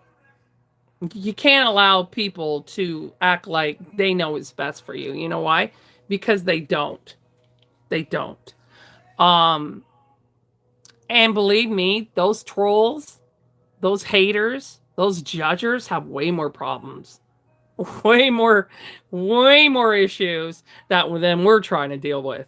Because somebody must have done something so bad to them to make them the way that they are. Who else would go around and purposely hurt people, purposely try and upset them, purposely, that's what bullies do. Bullies are people who are trying to feel better about themselves because somebody did something to them. So you just have to pity them. You just have to, well, pray for them. It's better than pitying them. You just have to realize that they've got issues and you can't allow them to hurt you. Don't allow them to hurt you. Okay? Because I don't. I just ignore it. It doesn't bother me. So they can waste their time, type whatever they want. It doesn't bother me at all. And believe me, I've had people over the years say some pretty disturbing things. Like that makes me think that they need to be investigated. That there's something seriously wrong with their mind and that they need to be investigated and seriously get some help because some of the things that they write are way disturbing. So they're the ones who've got issues, you guys. Okay? So I love the arts. And I do call them my babies. I do. I call my dogs my babies. And some people don't like that. Oh, they're dogs. They're not babies. They're my babies. Okay? Yeah, they're dogs. But they're also my babies. I take care of them. I feed them. I take them to the vet when they're sick and to get their vaccines and whatnot. Stay healthy. And they get Christmas presents, birthday presents. They're my babies. Yeah, they have dog instincts and they do stuff that children wouldn't do that dogs do. I'd be worried if a kid was laying down licking themselves and all that. That would be concerning. There's things that dogs do that real children don't do. That doesn't mean you can't call them your baby. People just have this way about them, right? So, but I really hope it helps your questions. We've talked about the difference between vinyl and silicone. We talked about size difference. It's like if you're trying to figure out what kind of reborn you want, open eyes, closed eyes, newborn, older baby, there's all kinds of sizes. And it all depends on what you prefer. Some people like the bigger babies. Some people love that newborn stage, freshly born stage. Some people have a variety. Some people have newborns all the way up to toddler. You know what I mean? But you have to think about when picking out a reborn, what you would prefer. Go through a lot of prototype pictures. That you can find on websites like McPherson Crafts, Bountiful Baby. we have a marketplace for artists that are all legit artists on reborns.com. And those are reborns that have already been made that are available for to be bought. And you could go look at them and see if you prefer the open eyes or the sleeping eyes. And but it really depends on the stages that you like. Like some people like the open eyes because they got more they look like you can see a personality. There's more photo options with them. And people just love to see smiling, happy babies. Some people don't like the closed eyes because to them, they're not, they're boring, they're more boring. Some people feel like some people think that they look like they're dead, but they really don't. Um, when people say to me, is that a dead baby or is that baby alive? People have to really use their brain cells when they ask these questions, okay? Because a baby that has died, because babies are so small, uh, everything goes faster. They get these blotches all over their face. Their lips go really dark, almost black, really dark. Their fingernails are all dark. Um, and then they go real stiff. Okay. A baby, a dead baby does not move like this. They don't move like that. They're stiff because the muscles have clamped down. Everything is clamped down. They're not movable like this. So it doesn't make any sense. They don't have rosy cheeks. They don't have pink lips. They don't have blushing in their face. Dead babies do not have that. They do not have that. So right then and there, I know they're just trying to get a rise out of me because nobody with brain cells or common sense is going to think that this is a dead baby. They're going to think it's a doll or a baby. Okay, and if they're on long enough, they're going to realize it's a doll because she's not moving. And obviously, I'm not going to hold a real living baby that's trying to sleep like this and talk right next to its ear. I mean, come on. Like, seriously. Okay, I know there's some weirdos out there with children that do things that we wouldn't do, but I'm just saying, okay? And it says Precious Little Lambs Reborn Nursery. Put that together. But yeah, like I said, I don't. Can you please give me a shout out?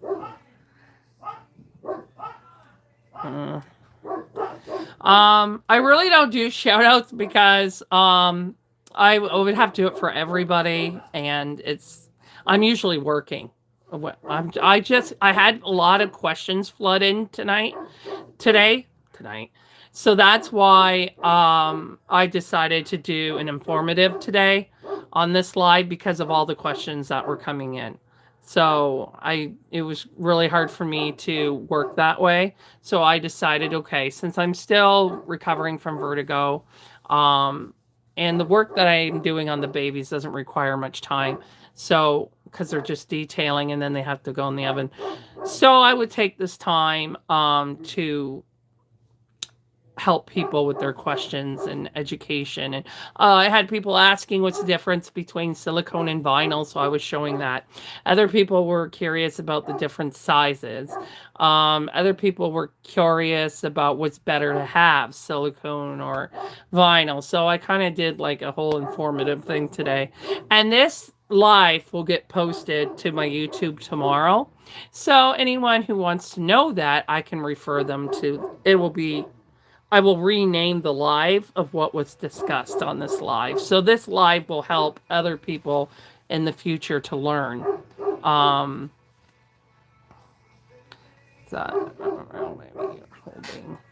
This is not a real baby. This is a reborn, which is a handmade They're also referred to as art dolls.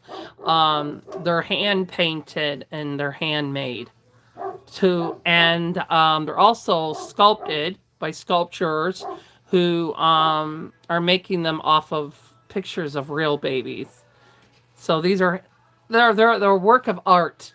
They're a work of art. They're not toys because they're very delicate. They can get damaged very easily. It's not something that you would want to give to a child, especially a young child. There are people that do buy them for children, but a lot of artists that have made them for children, they get a lot of angry moms like, well, why did the paint come off? Why did this come off?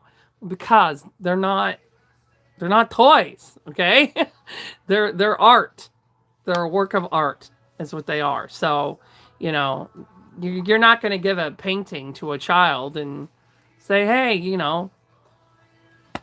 play with this, because it's going to get damaged, and that's what these are. But there are kids out there where the parents are monitoring them very closely and watching them very closely and making sure they're being careful. So, I mean, that will minimize that. Because when I was a kid, I was very good with my dolls because my mom would only buy me expensive dolls if I took care of them. So I was pretty cautious as a kid with mine, but my mom would still kind of keep an eye that I was taking care of them.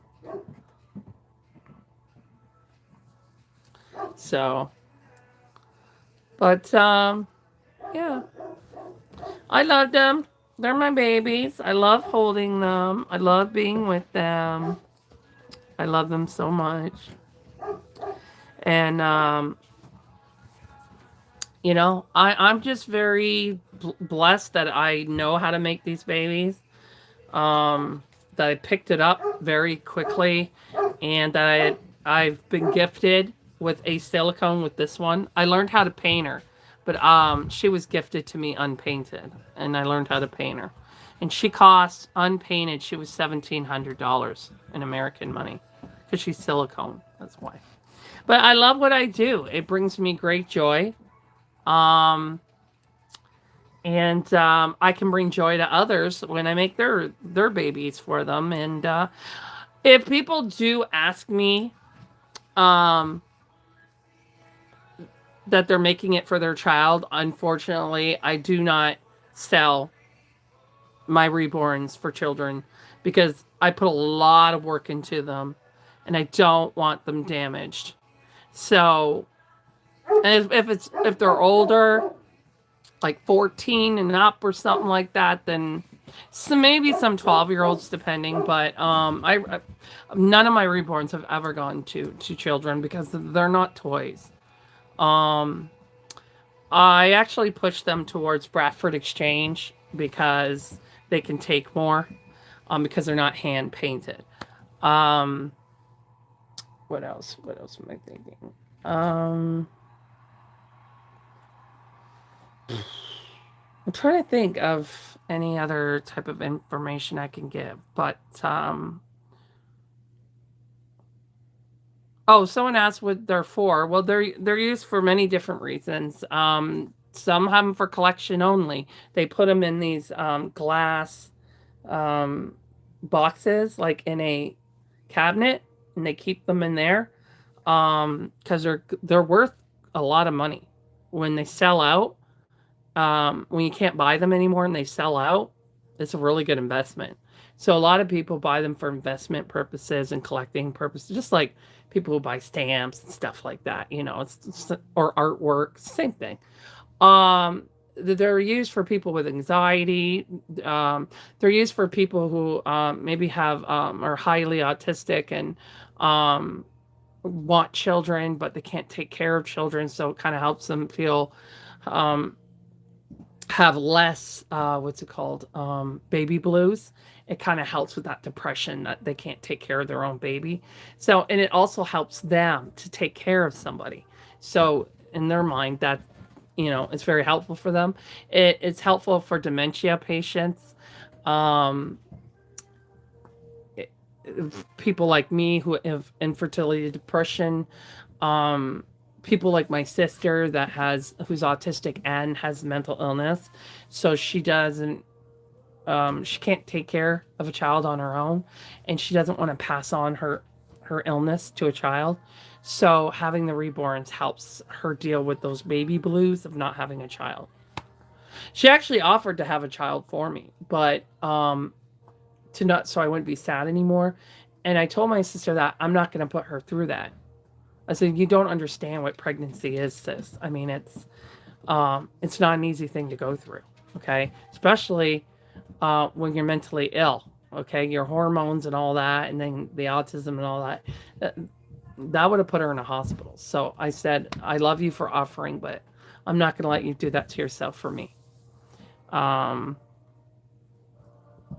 So yeah. Well, I have done what's it called? I've done fundraisers to raise money for Sick Kids Hospital, but it's not as easy to donate as you would think, because it costs a lot of money to make them. It costs a lot of money for the supplies. So unless that money is being donated to me, I can't keep doing donations. I have to make money to buy supplies. So I can't afford to take it out of my life money that I use to pay rent and bills and for what my dogs need and stuff like that. Like, I can't afford to do that out of that money. So I have to sell them to make money to make them. So that's the only way I'm able to do this. But when I can, I do raise money for Sick Kids Hospital in Toronto. And yeah, that's what I would like to do. Like, I mean, eventually, if something were to ever happen to me, I would like a lot of them donated to hospitals and things like that. But to make them is it's very costly. If somebody donated me a kit and asked me to paint it for a certain retirement home or like a nursing home and all that, I would be very happy to do that. But the reason why I don't go out there and offer to paint donated kits is because a lot of people have scammed people. They have taken the reborn and they've sold them for money. So that's why it's very hard for me to do that. I wanted to do a program where if someone donated me a kit, I would paint that particular kit for a hospital, like for a nursing home or a living facility for people with special needs and all that. But people are scared to do that now because bad people have taken advantage of them. So that's why I didn't bother offering the program. But I do when I can. If I have all my supplies and there's nothing I need and I've got other reborns I'm working on that I'll earn money off of, then I would gladly take one of the kits and paint them to raise money to help sick children. Because they save a lot of lives. I'm not sure how many of them I've made. I've made quite a bit of them. It takes me longer to finish them because of my health issues that I have. But I don't know. I think maybe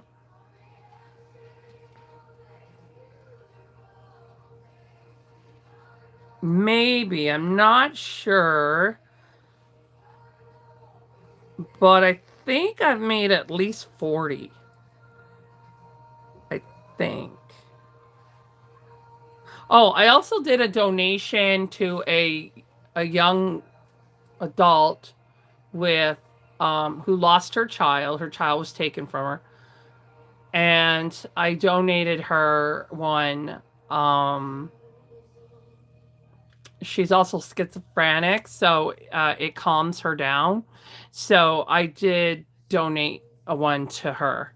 I knew the person through someone else in my personal life, and that's how that wound up happening. And I offered, I had a kit that somebody left behind, that changed their mind and left it behind. And I didn't want to make money off of it, because I didn't pay for it and they wouldn't take the money from me.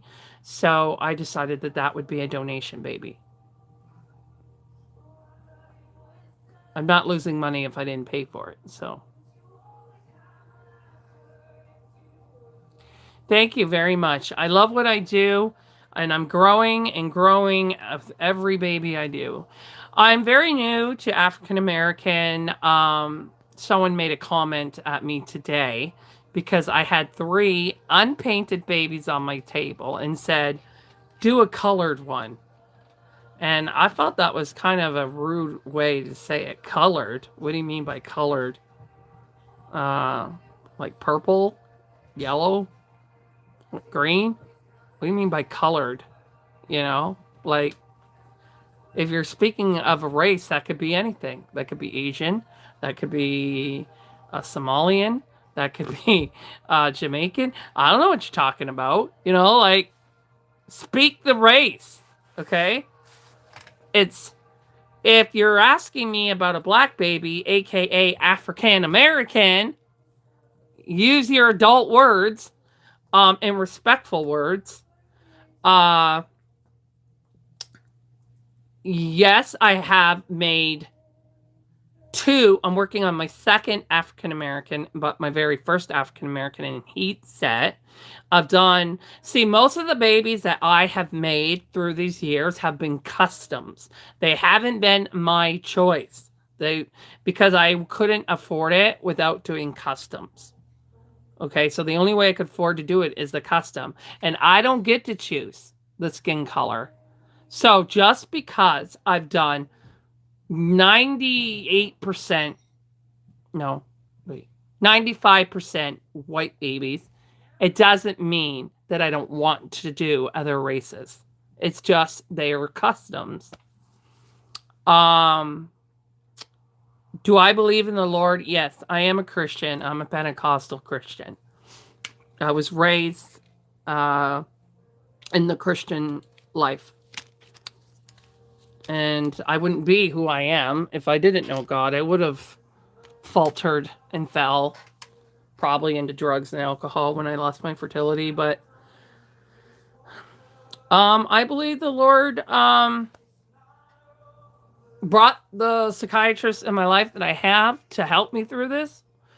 Because he suggested the Reborns, and I believe that the Lord guides me and gives me with the knowledge that I need to make them and help other people. And I also promote God when I'm live because I play Christian music. So I think the Lord is happy about that.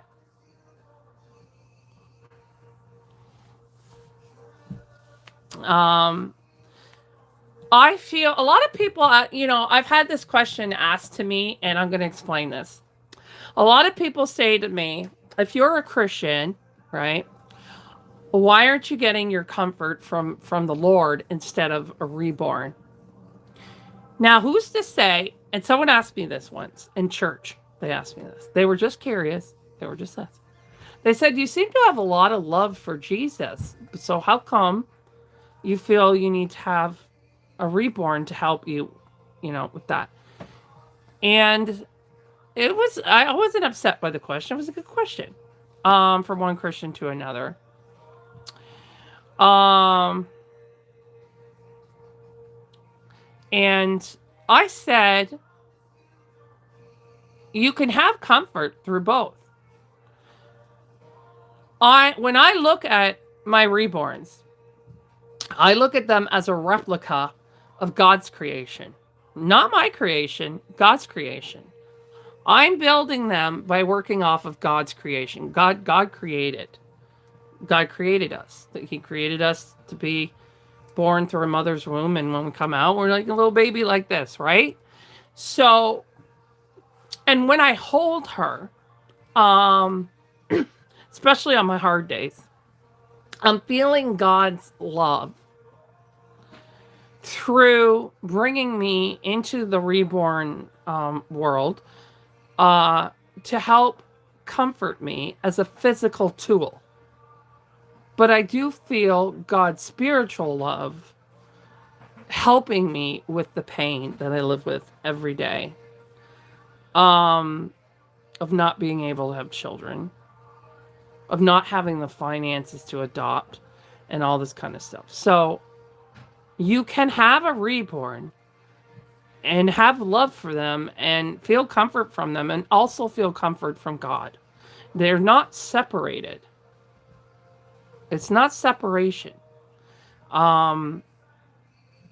It doesn't change. I don't put all my faith into my reborn. All my faith is in God. You know, I just feel that God brought me here to give me a physical, okay, so she is a physical object, okay, that just seems to look like a real baby. But she is a physical object that draws comfort to me. Just like a child and a stuffed animal, or an adult with a stuffed animal, you know? It's the same way of comfort, but it doesn't mean if we have a stuffed animal that we want to sleep with that night because it makes us feel less alone. It doesn't mean that we don't feel God's love.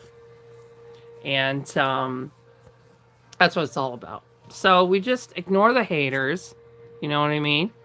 And be happy. Yes, I do. I have two silicones, 2 girls. I would like a boy at some point, but I have 2 girls. This is Ella. And then I have Sophia. Thank you. I appreciate the prayers. I really do.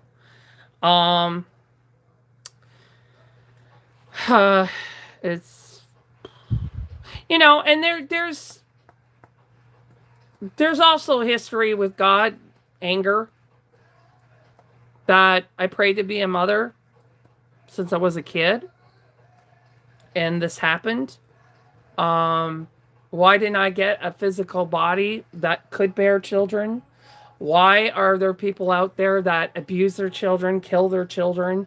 Why do they get to have children? People who neglect their child, why do they get to have children? But someone like me who's wanted children their whole life, who's educated with children, who adores children, who has the patience for children, and who would do anything for a child, why is that person not to be able to have children? And I'm not the only one.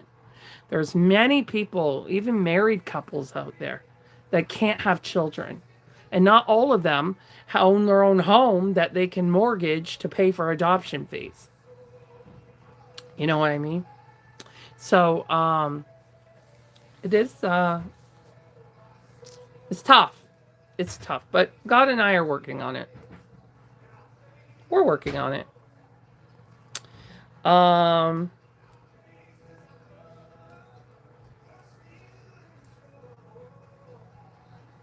So I just absolutely love them. They're precious. So what I'm going to do is I'm going to finish changing. Oh, this one's killing my arm. It's killing my arm. Here, baby girl. There you go. Whoops. Let's lift you. There you go. Yeah, but ever since, you know, I was a little girl, I love my dollies. I love them my whole life.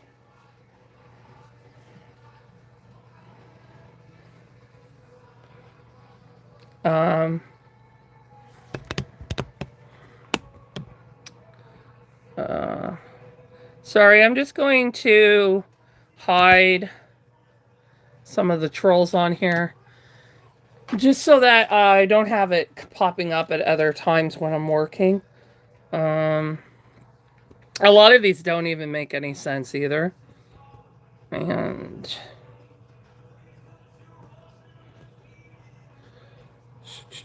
like the one that said this, there was one on here that really doesn't make any sense. They said, if you don't have money, get a job. Duh, this is my job. What do you think I'm doing here? And I also run a grooming business, so thank you, but I have two jobs. But has anyone noticed how expensive life is? And I have dogs that I have to pay for. Um, so there was a lot on here that didn't make sense. Um, also YouTube psychiatrists, people who think they're psychiatrists when they're not. Um, the one that I was holding, somebody was asking me to see a silicone. The one that you saw me holding was silicone. Is silicone, I should say. Was, that's in past tense. Um, Zesty had to go, so thanks for being here, Zesty. Topanga, thank you very much for your support. Hopefully I said that right. Oh, I didn't see that. Was Zesty asked me what my favorite Christian song is. Um, that's a hard one. There's so many great ones. But I've become I would say right now, as I know Zesty's not here, but I would say I Love You Lord by CC Winans is my top favorite right now. Thank you for one of my customers is on. Um Elizabeth, thank you for telling people that it was a reborn. um There's there were some hate remarks on here or very judgmental and very rude remarks, stereotyping me. Um, I'm not even going to respond to those because it's just stupid. Um, it's just hate. So YouTube has helped me with hiding a lot of them. Uh, this one this one is ignorant because they're trying to um, claim my age without even knowing my age. So, and a lot of people my age have children, and even people much older than me still have children. So that's, I know they said it to kind of be rude to me, but you can see that I am not letting it bother me.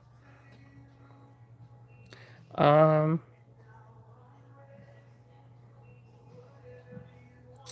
yeah, see,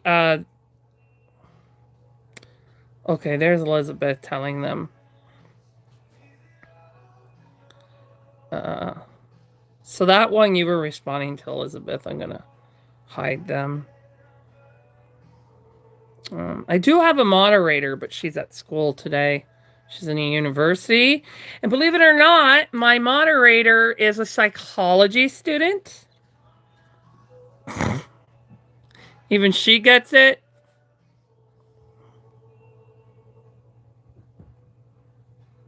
I'm going to get rid of this one. Sorry, guys. I'll get back to my... I just don't want them finding my other lives. Because what's funny about this is YouTube will hide them, but they'll keep typing, thinking that we can see their messages, but we can't. So even though they're typing, I still get the benefits of their comments for activity on my account, but I don't have to see the rudeness from it. And I don't understand why someone asks me if I snore when I sleep. Why would someone ask me? I don't know why they are asking me that. That's a weird question. And then, what is with people asking me if I'm vegan? Or I need to go vegan? What the heck does that have to do with a Reborn channel? Vegan. Like, If anyone could explain that to me, I'm just trying to figure out what's in their brain that would ask me to be vegan. What does it what does that even mean? Okay, that's enough of them. Um, because it's hard on my vertigo to go through all of them like that. Because I'm still having trouble adjusting to the visors.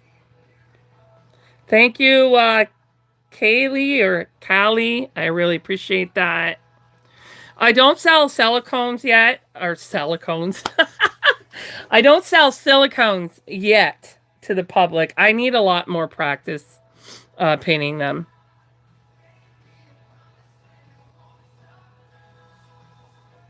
I don't know what psychedelics means. I'll ask her, but I don't know what that means. I'm not the one in the psychology school. She is. And actually, it she met me through TikTok. She found me through my sister. She was on my sister's channel. My sister shows her babies I make her and stuff like that. And she likes to make these videos with them and stuff. So she found my sister because she wanted to learn about people with mental illnesses and what helps them and stuff like that, especially during her first and second year. So she found my sister first, and then my sister, she found out that I'm an artist by seeing my sister's baby. So she found my channel because she wanted to learn from me what I use Reborns for and why I make them. And so when she's been on my team as a moderator for about 3 years. So yeah, it's been and she teaches me, like, not everything, but because she can't, because it's paid material, but she'll tell me things that she's learned through me that have helped in her education with school and stuff like that. Um, but yeah. Yes, my sister, not, she does, I'm not sure that she's always changing the names all the time, which drives me crazy. I'm like, okay, just stick with one name. But she has a count for her dogs. Um, her one service dog has cancer, so she has a puppy poodle. So she has different channels for them, and then she has her Reborn channel, and then she has her lip syncing channel. She loves to lip sync. So she has different channels. Um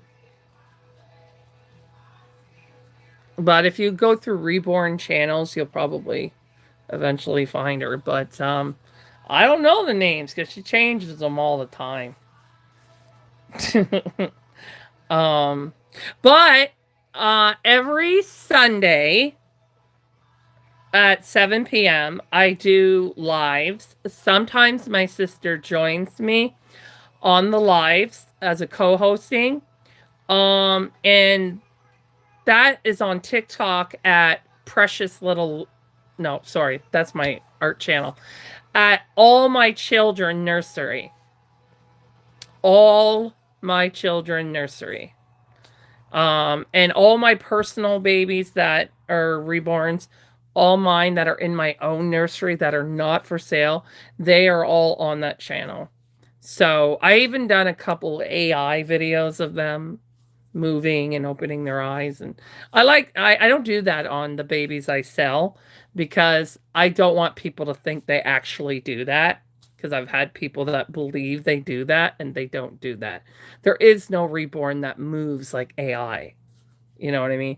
They do use robotic silicone dolls like in TV shows and stuff like that. But they move like robotically like that. They don't move like a human would. So, That's why I don't want them to think that that's what mine do.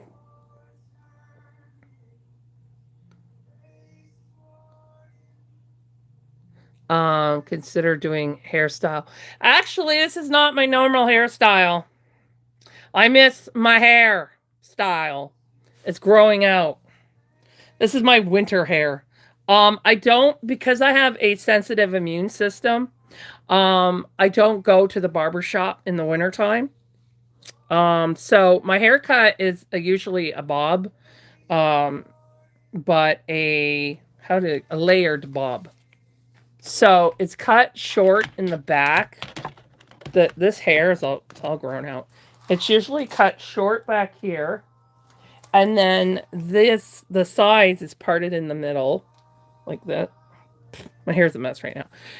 It's parted in the middle, and then they cut it about. So that's how much hair has grown since my haircut. So they usually cut it just where my chin is, just so I can put it behind my ears. So it comes down longer in the front, and it's short in the back, but it's not this long in the front. It's right where I can put it behind my ears. So it's usually up here when I put it behind my ears. So this grown out a lot. I don't like my hair long like this because of my vertigo condition, because my hair gets really matted when if my vertigo is lasting more than a week, and I can't sit up to brush my hair, I get all these clumps. So that's why I like to keep my hair shorter in the back, so that when I get vertigo, I don't get that issue. But my vertigo is worse in the wintertime, or salon, I don't know. Salon, I meant. I don't know the difference. What's the difference between a barber shop and a... Oh, isn't that a barber shop? Isn't that for men? Is that what it is? Because men don't want to say they're going to the salon, so they call it a barber shop. Personally, I don't know the difference, but that's my guess. That's my guess. Because there's a song that these guys sang called the barber shop, so that's why I'm putting that together. But yeah, the salon is what I meant. Um, I'm gonna get my hair cut in March. Yeah, get chopped off. I much prefer it when it's shorter and it looks less messy because I have very thick hair. It don't matter what I do to it. It's very thick. See? A straightener wouldn't even last very long. That's why I like it short. It suits me too, that cut. It really suits my face. And oh, wait a second. Does that... Are they calling me telling me to be a vegan because of my weight? I'm just trying to put that together. Okay. You know, it's really funny when people think that you can lose weight by being a vegan, because I was a vegetarian for 5 years because I was working in a restaurant and we had to um, cut out spines from the chickens that were sent to cut them in quarters, and that turned me into a vegetarian for 5 years, and I would have kept being a vegetarian. Um, but I couldn't because I got very sick, and my all my levels were... my B12 was extremely low, my iron, my calcium, everything was really low. And so they said that I had to start eating meat. It's hard for me to eat meat because I love animals so much, but I just prefer boneless, you know, and stuff like that. It's actually very, very difficult for me to eat meat. And let me tell you something. When I was a vegetarian for 5 years, I did not lose weight. So that doesn't even make sense. There's other ways of gaining weight. I don't eat fried foods and all that garbage. I don't eat that kind of food. The weight that I have on me is a combination of drinking Pepsi for since I was 15 years old. Okay. You know how much sugar is in Pepsi? And sugar turns to fat. So most of my body weight was due to Pepsi, and the other portion of my body weight was due to bakery, like muffins, croissants. When I was the nanny, I liked to snack with the kids, on fishy crackers and cookies and things like that. I'm not a big eater. I'm not a fried food eater, any of that kind of stuff. This is sugar. Okay. This is what, and, I used to have, I don't have it anymore. I've gained control over it, but I used to have what's called comfort eating, which is what got me, Pepsi was my comfort drink, and muffins and fresh baked cookies and all that was my comfort food. And that's why I got to this weight. And then I got a bad knee injury, which tore the sac in my knee between the bones where your knee bends. So then my activity level went down because of the pain, and I refuse to take opiates. Refuse. So I live in chronic pain with this knee on a daily basis. So I recently found out that I have IBS. So IBS is a condition that involves your digestive tract. So there's a lot of things that, sorry, one sec. There's a lot of things that I cannot eat anymore. And a lot of it involves sugar things. And pre-made foods. I used to eat a lot of that to save money because meat is so expensive. And also it was easier for me to eat meat if it was a pre-made food rather than but my sister does the cooking and I do other things. So we have all these different jobs because I can't cook meat and eat it. I can't do it. So my sister cooks and I do a bunch of other stuff, and we all kind of work together as a team. But I've had to drop pre-made foods. I've had to drop a lot of things. So you are going to notice me melting away. But I also have a very low metabolism. It runs in my family. I have also chronic fatigue. So my metabolism connected with that runs very slow. So I'm going back to swimming in April. Swimming is the best exercise for me because it's not painful. I can do anything in a swimming pool and not be in pain. When I get out of the pool, you know when you go swimming for a while and you get out of the pool and it feels so heavy? I literally am limping all the way to the change room. But when I'm in the pool, I just feel like, I can do anything. I am a very active person. I'm not an underactive person. But as a nanny, I did everything with the kids at this size. I played with them on the floor. I took them on, on trails and Chuck E. Cheese and all kinds of places. Just because someone is overweight, you shouldn't judge the reasons for it. Just because someone's overweight, it doesn't mean they're lazy. It doesn't mean they eat Kentucky Fried Chicken every day. People have health reasons. There's a lot of issues. I have a friend that eats like a bird and she's overweight.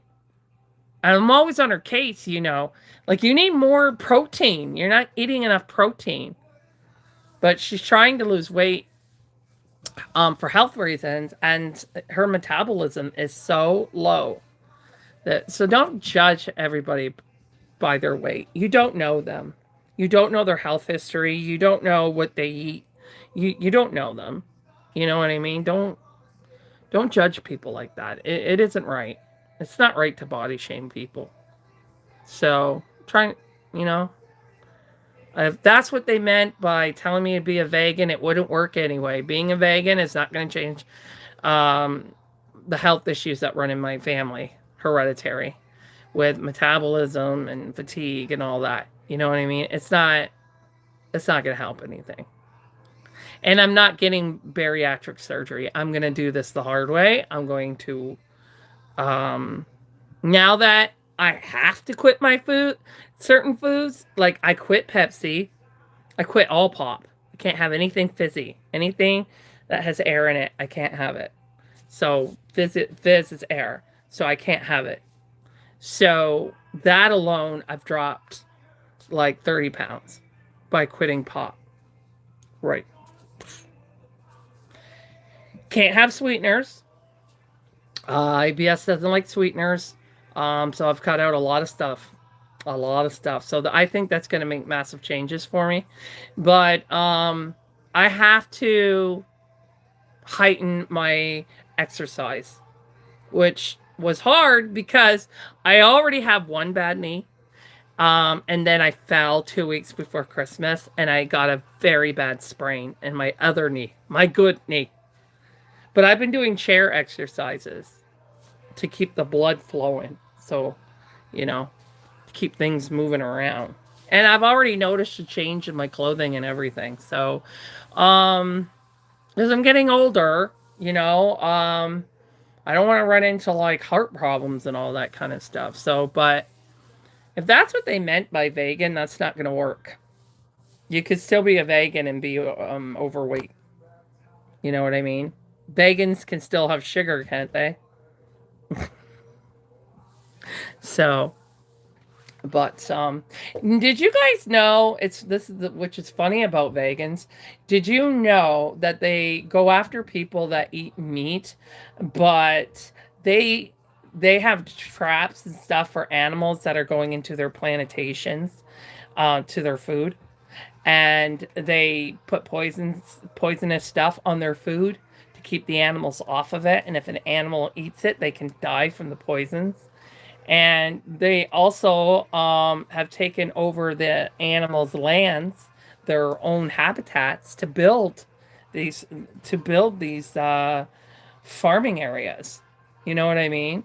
So they can come and attack people that eat meat, but they're doing things that are not right to animals as well. So, you know, don't let them make you feel guilty or something like that. Like, I adore animals and it's very difficult for me to eat meat.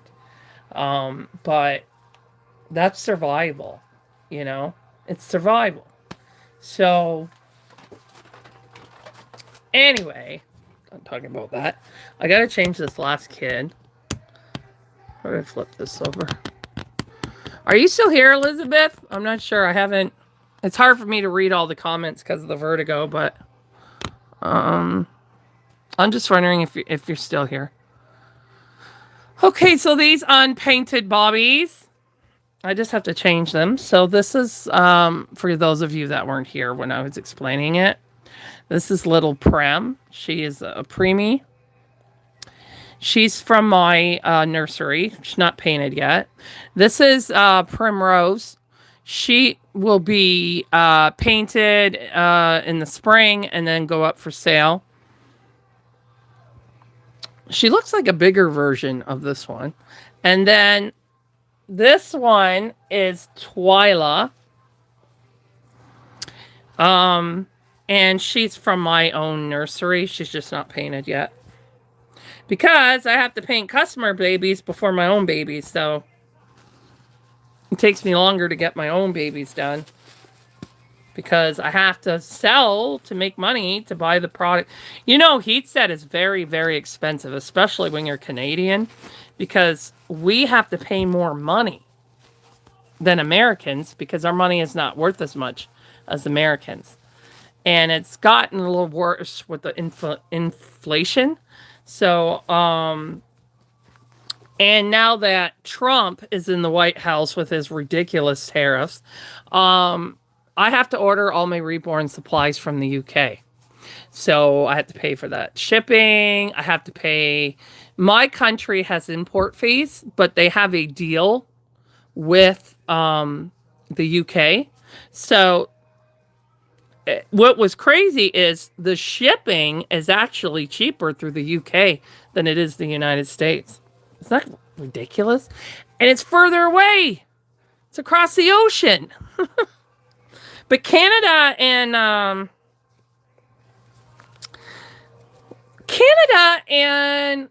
UK are like cousins kind of thing. We're family. We're connected. You know? So the Queen is on, the Queen who passed away is on our money.